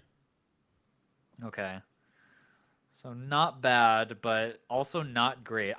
What's funny is people are always terrified of getting pudding when you're at 7+ cards, but on the same hand for Dofi is that it kind of feels bad because you're using 4 Dawn that doesn't really aggress the board, and I at least for me sometimes I like hate playing it because I sometimes I wish I just had the pressure instead. Yeah, I agree. Like, generally, it's the same thing. I'm like, sure, I discarded 2 cards, but I would have done that if you attacked a 7K with me, right? Which you might not even be able to Right. do anymore. So, um, sometimes, I mean, pudding can win you the game. Don't get me wrong, but I think it loses Doflamingo players the game more often than they can recognize. Yeah, yeah. Well, Shanks is a deck that can have a lot of bricks in hand, That is so true. I would say Shanks is, you can definitely, with no consistency pieces, and like we haven't seen like any Utas, card draws, like cycle cards in most builds that we've seen today. So because of that, yeah. they can get really punished.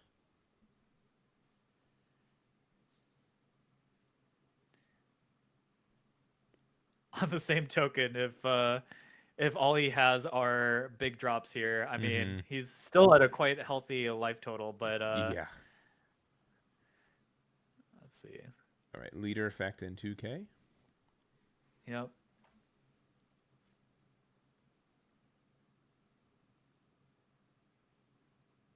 All right, another another Mihawk 2K as the played card here. Not really what you want to see, especially again, Shanks now has these bigger bodies established on board, so um, it is kind of trivial to get rid of these. All right. Well, we're at our Big Ten. Looks like we're playing something for, I think, 6. It's going to be the Basil. Or not the Basil. It's the other silvers, I believe. Yes, the young The version, young the silver. yeah, the Dark King in his prime. Yeah, it's kind of, it's an okay card, right? It's not the worst. Draws 2, trashes 1. It's pretty particular on the situation for that to happen, but it shows up. There it is. I mean, as a Dofi player, you're very happy that a 10 drop wasn't played here. Yeah, we haven't seen a 10 drop on curve all day. For at least for red. At least for red. Yeah. Haven't seen it for Shanks. Blackbeard sees plenty though. Yeah. But it'd be a shame if they didn't. Like, with all the consistency they have, right? Like, you'd feel a little bit bad. And we got also the Lucky Roo as well, so this will be able to trade with Doflamingo if left on the board.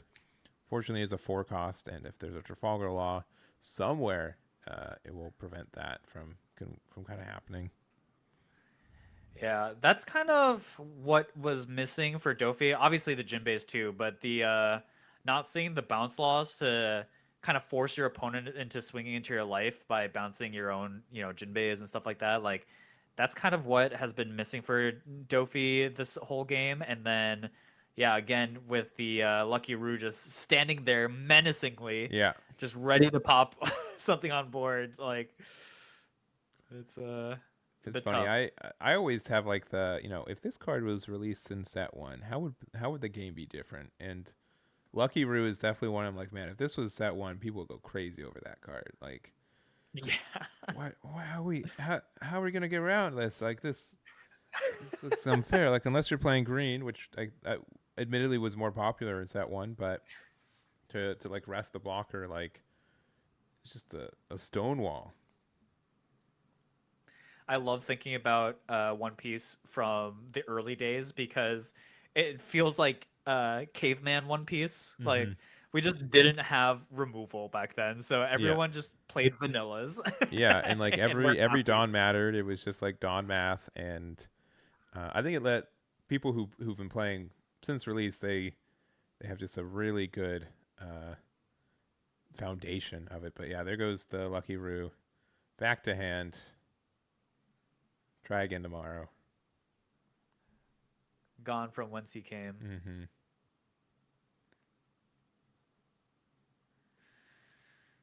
Okay, still has a bunch of Dawn left here. Yeah, but really only one more attack for the turn with the pudding, and you can just, If it even swings. yeah, and you can just block with silvers if you really don't want to go down to 2 life or from 2 to 1 life. I think you're mostly just chilling here because we haven't even used leader effect yet either. It has to be a 7k attack if you want even something substantial to happen. Yeah. Yeah, this is still not great. Okay, 6 blocks gives a 1k, maybe just the lucky roo. Yeah. With leader effect as well, so making pudding a 1k less.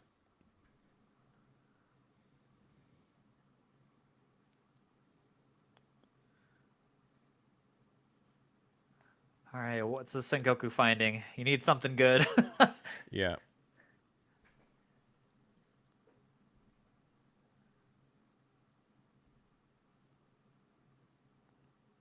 All right. Maybe Jinbei. Okay. And I think we still have 4 left, so we can play it and then use the effect. We're gonna get rid of the Sengoku.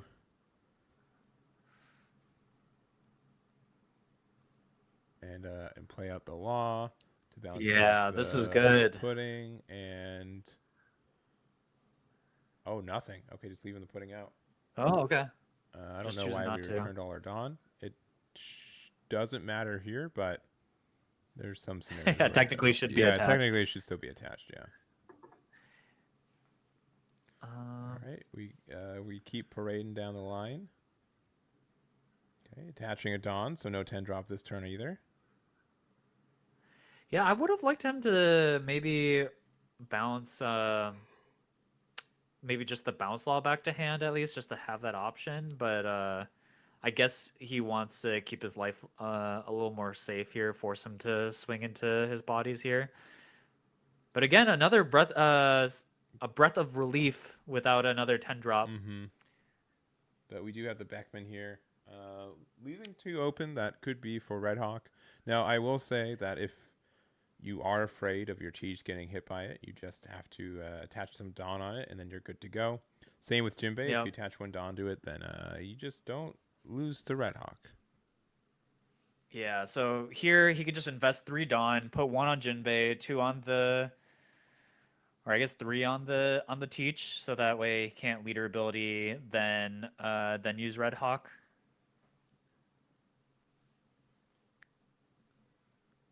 If he really wants to make sure Red Hawk doesn't get full value. Yeah, but at the same point too, it's I don't know, it's just like a lot of Dawn to invest. Yeah, exactly.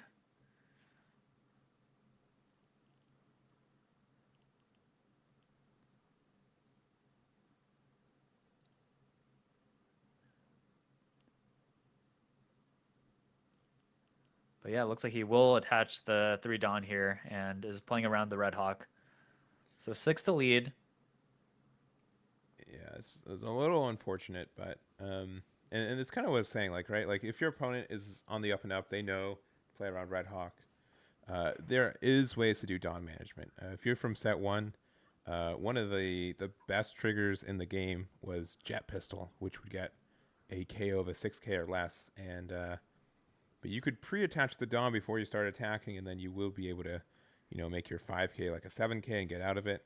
But then with the introduction of yellow and just KOing of stuff, in general, like, it takes away that, like, you shouldn't pre-attach because then you could lose the Dawn investment. So there's just like a lot of cool interactions, I think, with this game and how power levels work, and because you're on the up and up, you get to play around the Red Hawk even if they don't have it.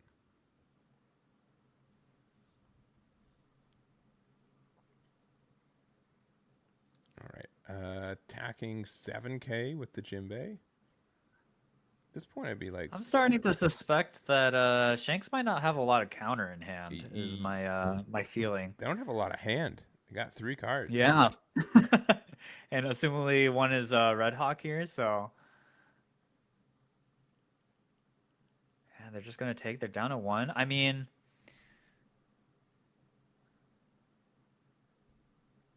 things suddenly got a little spicy here.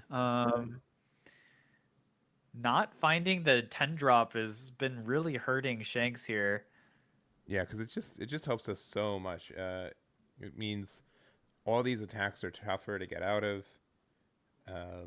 and that into it, like it's harder for them to. They need to attach more Dawn to even just attack into the Shanks leader.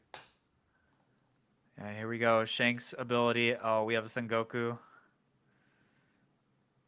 Choosing not to use the teach ability there, right? It could have guaranteed at least something to get hit. I guess it doesn't really matter, and also he does have to be worried about the potential lethal swing after here. Yep. Here's the Red Hawk, and it just needs any counter. Yeah, we just get out of it, and we also have like the blocker if we needed it. Yeah. It doesn't. It didn't matter at that point though. Yeah.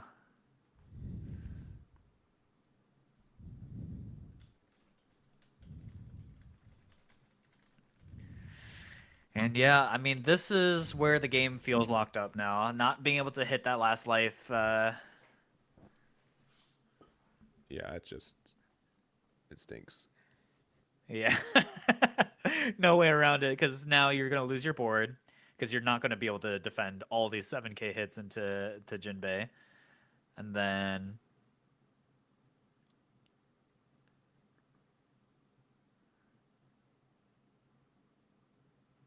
Oh.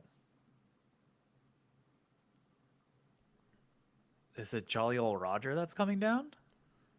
Perhaps. I mean, it doesn't truly matter at this point. Yeah. And the other thing is that Dofi doesn't play any cards with Rush. They have only their leader attack next turn. Yeah. Like if you just, instead of... I think the ordering... Honestly, what I would have done, it seems like I would have just cleared board. I would just prioritize clear board. I could just win the next turn, but I guess we can do that anyways with another Beckman, and we're fine. And this should be it for our Shanks player. Yeah. All right, this is where the Rush Usopp comes in. Actually, that still doesn't do it with the it doesn't blockers. with that, yeah. Just the safety, the super safety here. Also, it looks like table 2 finished, and I would assume Bonnie won, but you're never guaranteed. Looks like it was Miguel with Bonnie. Yeah, so our finals are going to be Bonnie, and I'm going to say Shanks at this point. Yeah, I think it's pretty safe to say. Yeah, unless something tragic happens.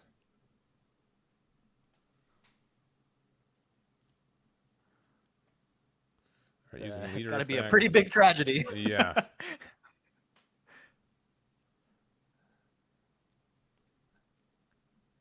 I mean, even with these blockers, all it takes is one gold D Roger. Yep. And we get out of it with our leader effect being a 6k and using a 1, so it was 7-6. We're going to play another Boa. Attach a swag Dawn to our leader.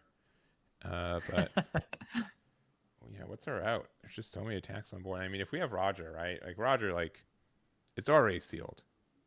In my mind, we got so many attacks going on. All right, no Roger. All right, we're not getting swagged. No Roger. 7k. 7k. This is the reverse of what we saw in the other Dofi match. This is what it feels like in reverse. And there's no Dawn being attached, just 7k. All right. This kind of needs you need 4 9ks, which is 4 3 1. Yeah. Just in case they had double 2k. Just in case. Yeah, 1 here, 9. Here we go. 9.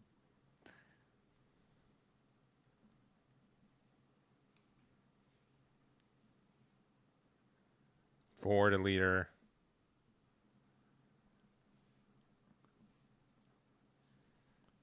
Take the block, and then 5 on our final 10. silver. Yeah. All right, it might be 4. No, it's 5. Yeah. Or it's no, just yep, 11. it's 11. Yeah, And it was 1K 1K. All right. 1K, 1K. We Yeah. were good regardless, but making sure to not throw the game. Oh, there's the Roger. Oh no, sorry, it was Otama. It looked like a Roger for a second, but that's our second undefeated going into our final round. We've got Georgios on the Shanks. So, going to be pretty Yeah. exciting.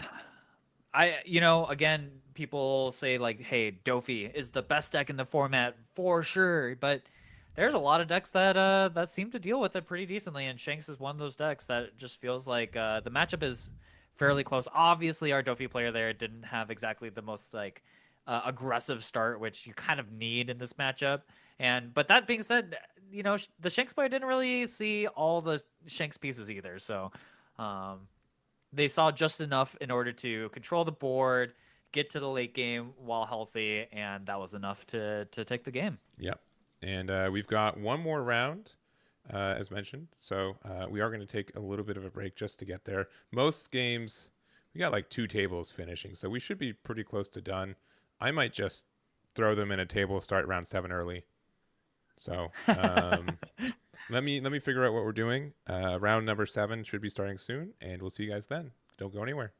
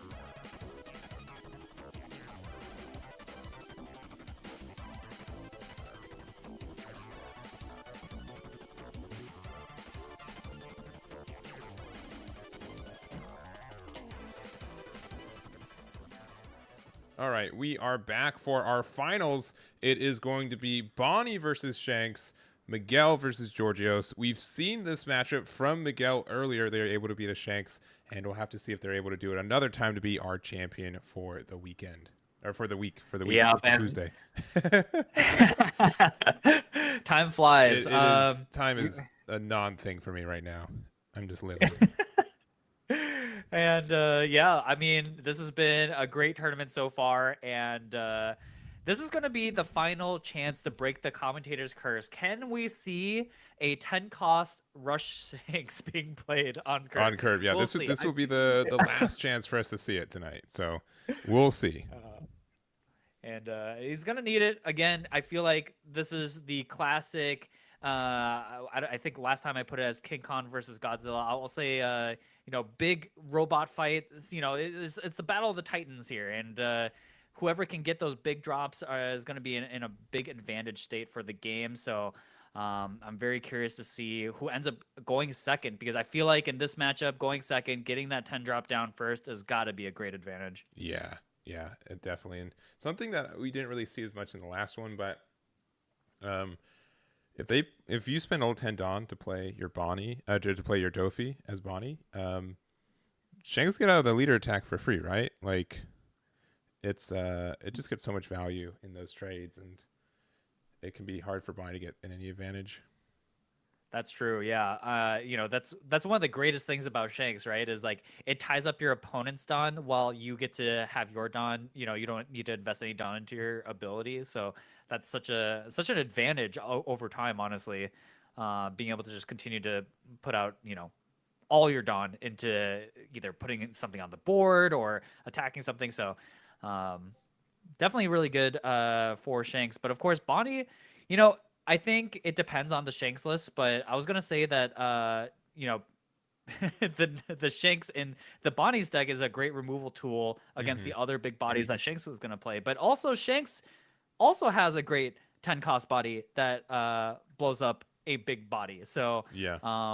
I think both of those cards are gonna be key and crucial to controlling the big drops that are inevitably gonna hit the board. So. I think I would give the advantage to Shanks in this matchup again, because I think the fortress style gameplay from Bonnie is less effective against a deck like Shanks that manipulates the power on things, and being able to take away power from a kid is very good, and like that's like usually how Bonnie plays against other big body decks, against like Enel or whatever. So less useful in this matchup. So yeah, we'll see what Bonnie's got cooking up here. They did get to go second and immediately play the Bonnie Searcher. Yeah, Shanks going first is a little bit upsetting, but you should be fine. I don't think it's game warping in the sense that Shanks is heavily disadvantaged, but it definitely, both decks do like going second. And, yeah, I think Bonnie found Bonnie. Yep. Classic. It's weird, right? Most searchers can't search themselves, but Bonnie has no problem doing it. Apparently, you gotta use that extra Dawn, right? It's 2 Dawn, but yeah, it is funny to see, especially since it's a set 1 card, right? Or starter deck 2 card or whatever. So I've seen it since the concept of this game, right? And we're gonna do again. We're gonna find a third Bonnie. Just start the chain. Just a killer. Just a killer. Yeah, I think these small blockers that Bonnie has are going to be kind of annoying for Shanks, because Shanks has removal, but a lot of it is geared more towards like mid-range bodies. Like Lucky Roo hits a 6K, Ben Beckman 7K. Those aren't really the type of cards that you want to pop with those cards. So and either not having a 2K or not feeling like using it, but we're going down to 4 is Shanks. Yeah, these early hits are gonna matter a lot too once the big boys get on board. All right, we're gonna start with a big 6 into the Bonnie. And are we just passing? Wow. We're just passing. Wow, yeah. So, Honestly, I feel like a lot of times Shanks gameplay feels like this. It's like all you have in hand are 2Ks and 10 drops. yeah, yeah. Either your most defensive cards or your least. No in between. And No in between. I mean, this is not our first game of watching Georgios, and the gameplay style has been doing well. You just play a 6-drop on curve, which means your Shanks gets out of the attack for free, and passing it right back. Yeah, and Hawkins is a great play here. Plays around, Ben Beckman, which is probably like one of the better plays that you can make as Shanks. So, it kind of looked like he was just gonna swing 9 into life here. I think he is. Yeah. Just like, I guess so. Yeah, I'll take that.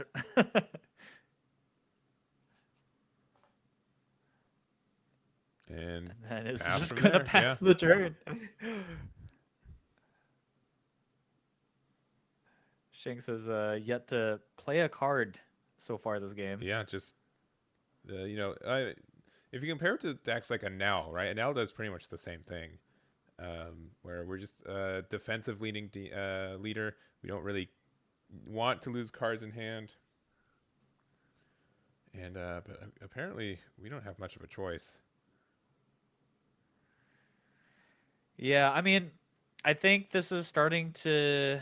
Oh, another Basil. Oh yeah, Brutal. another Hawkins. So yet another thing that can't be popped. And then using the And yeah, baby just 5. more small things, and he doesn't have a body to swing into them, so he's just kind of in a tough spot here. Actually, this is starting to really snowball out of control here. Yeah, we could see a couple good cards such as like Silvers hit the board. That would be able to reduce both and also pop the baby 5, and then you can pressure one of the blockers with their Shanks leader. So that's something. You could Beckman and then pressure a Basil. I don't know. I think Silvers kind of needs to hit the board, but Oh, he looked like he was just gonna swing with leader there, but yeah, like you were saying, I think the best play possible here is just Rayleigh, reduce both the Hawkins, pop the baby 5, and hope to swing into the last Hawkins and maybe get some value there. But yeah, just a naked 5 swing, which just free block. We do get the a big swing here into one of the Hawkins, which is fine, but yeah, I mean you get rid of one of them. Bonnie's going to what, 10 Dawn? So if they have Dofi, which I don't think we just searched with baby 5. I don't recall what it found, but I don't think it was a Dofi. No, it wasn't. It was just another baby 5. Okay, yeah.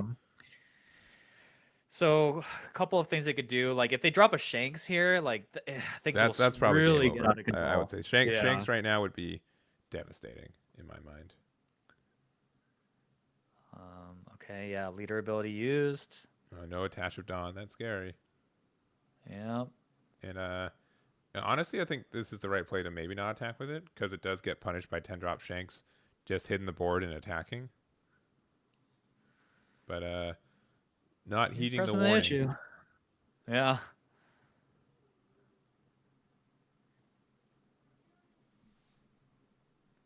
2K, 1K do with see the Ace and Otama.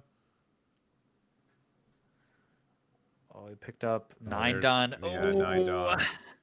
Oh. Oh, different than what I thought. Oh, Yeah. interesting. Okay. That is also very bad news. Yeah. How much? Wow. How much attack is Zord? Is it 9K, 10K, 9K? 9K, yeah. So it's poppable with the 10 cost. Yeah, which we've seen in some builds before. But yeah, you have to respect that Zoro. It is a game winner. All right, 2K, 1K to get out of the 9 towards assumedly the Basil Hawkins. Yeah. And what do we They do? ditched a Cavendish, and what was the other card? I didn't see it. It was a but- baby 5 or Viola. Oh, Viola, okay.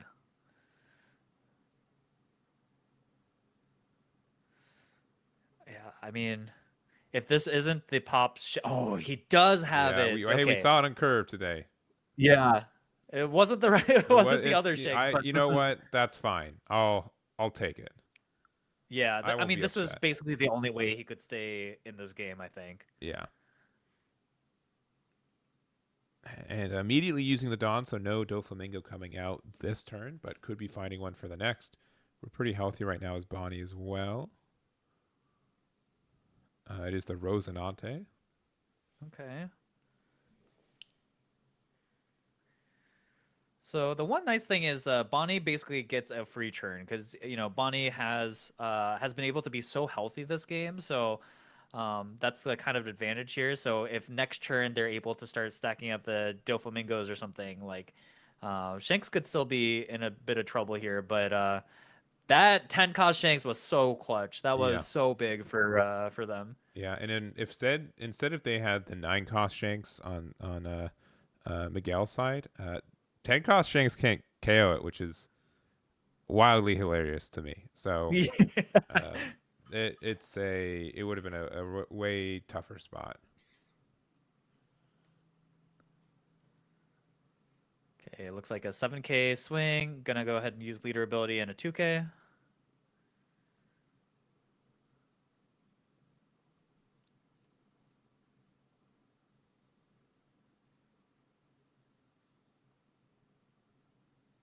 Yeah, just gonna continue to pressure. I think that makes sense. Yeah.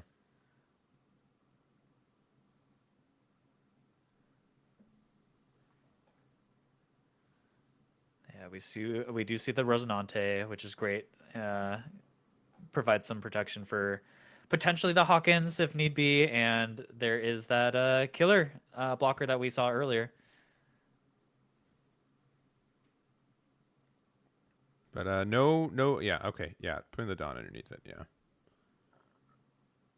Which I think is fair. But this is definitely making it so, Shanks does have some way to get back.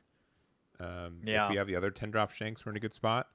The one from OP06 I don't think does really anything here outside of getting rid of the killer.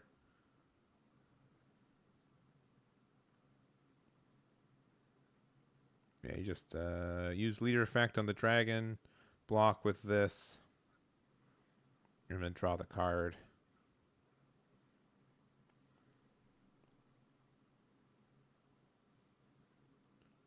And yeah, there's the other one. Oh yeah. This just gets a rosy block. Yep, and then probably 5 into baby 5. I'm sure. Yeah.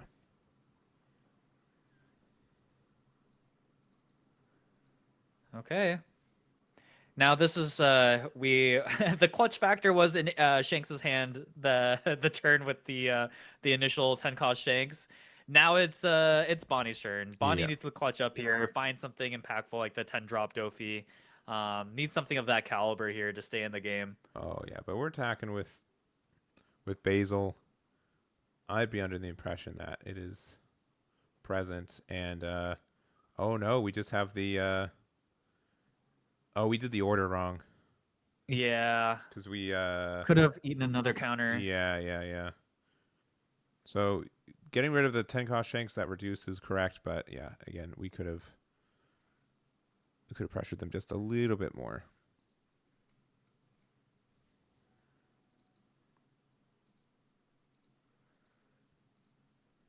A lot of Shanks today.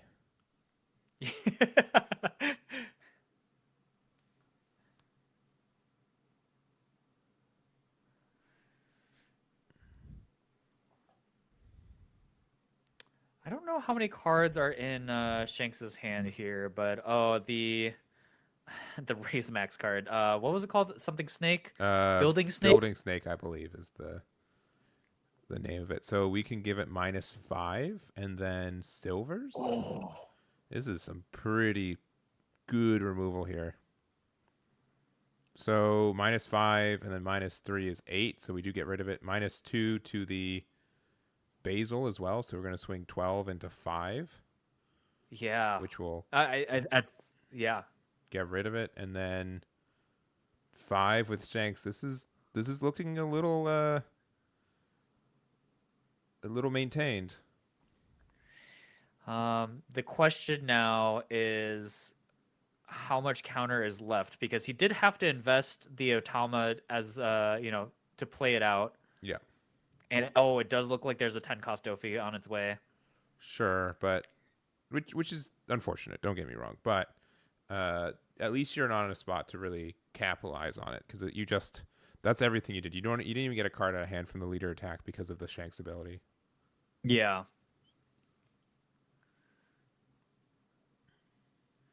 But that being said, if Shanks doesn't have... I mean, Shanks is in a decent position here, but if they can play out another rush body, that would be ideal. Yeah, Dragon here wouldn't be too bad. Just another silvers for like tempo would be fine, because you would be able to reduce the power of the Dofi into next turn.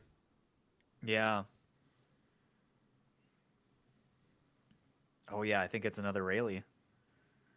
No, it's Dragon. Oh no, it is a dragon. Okay. Yeah, that's exactly what the doctor ordered. Just start pressuring the life.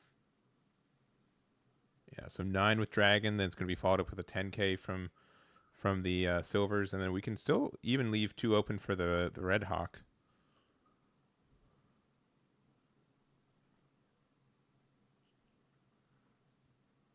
It's considering guarding out of this one. Oh wow, interesting.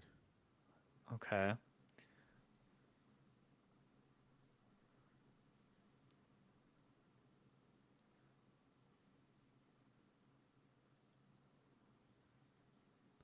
Yeah, and then this makes me think.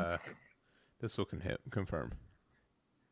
This makes me think that he has the other 10 drop in hand, because I think the difference there is by countering out of that, if he does play another Dofi, then he's not forced to have to like counter some of these really, really big hits if Shanks has another big threat in his hand. So by countering out of that, he stays at 3 life, because if he plays a Dofi here, the most that can happen is 3 big swings.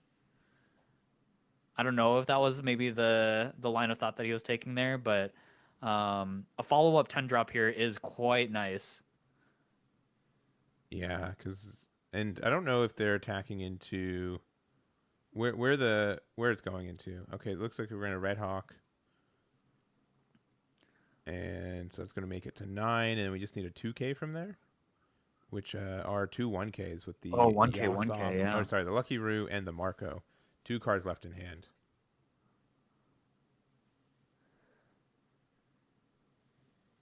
All right, another Dofi. And all of our big bodies. So 12k. So I guess we get silvers back, I'm guessing, right? Yeah, silvers and leader swing.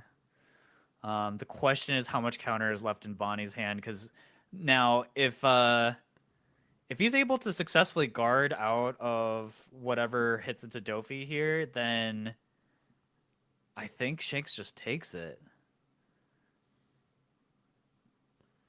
All right. 10 Dawn, 3 in hand. Biggest Dofi can be a 16, so you can just potentially just add 8 to silvers and attack 5 with leader. Have 2 open for Red Hawk if you need it. Or we could just play another Shanks. That is that's kind of nasty. That's good. But if they have 2 2Ks, yeah, that's it. That's all. That might be the game.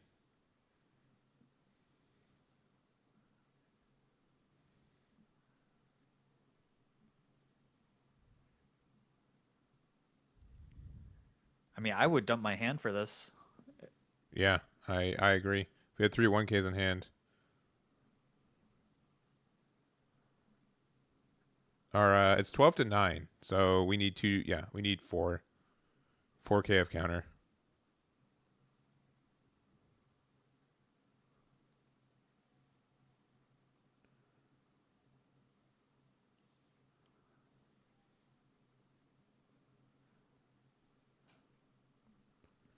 All right, 2K, 1K, 1K, 1 left in hand. Unfortunate. I think we still attack 5 and 8. As much as I like the Shanks, I think we should have just gone big with silvers. Yeah, I agree. And because I think now this just maths out. You know, these Dofies are 9Ks. There's 2 cards in hand with 9, 9, 5, 18, 23. We can do something like 10, 11, 12. I think it's just 9, 11, 13, and it's just guaranteed. Yeah. It needs a trigger. Yeah. Needs a trigger. I don't even know what trigger saves him at this point, but Red Hawk can be in life. That does win games. Do you know the trigger on that one? I don't remember it. It gives a character or leader minus 10k power for the turn. Oh no. Yeah, Okay. so it can, it's your own little personal beige. Not seeing it. Not 13. it. No such luck. No counter at all even. Yeah. Rough.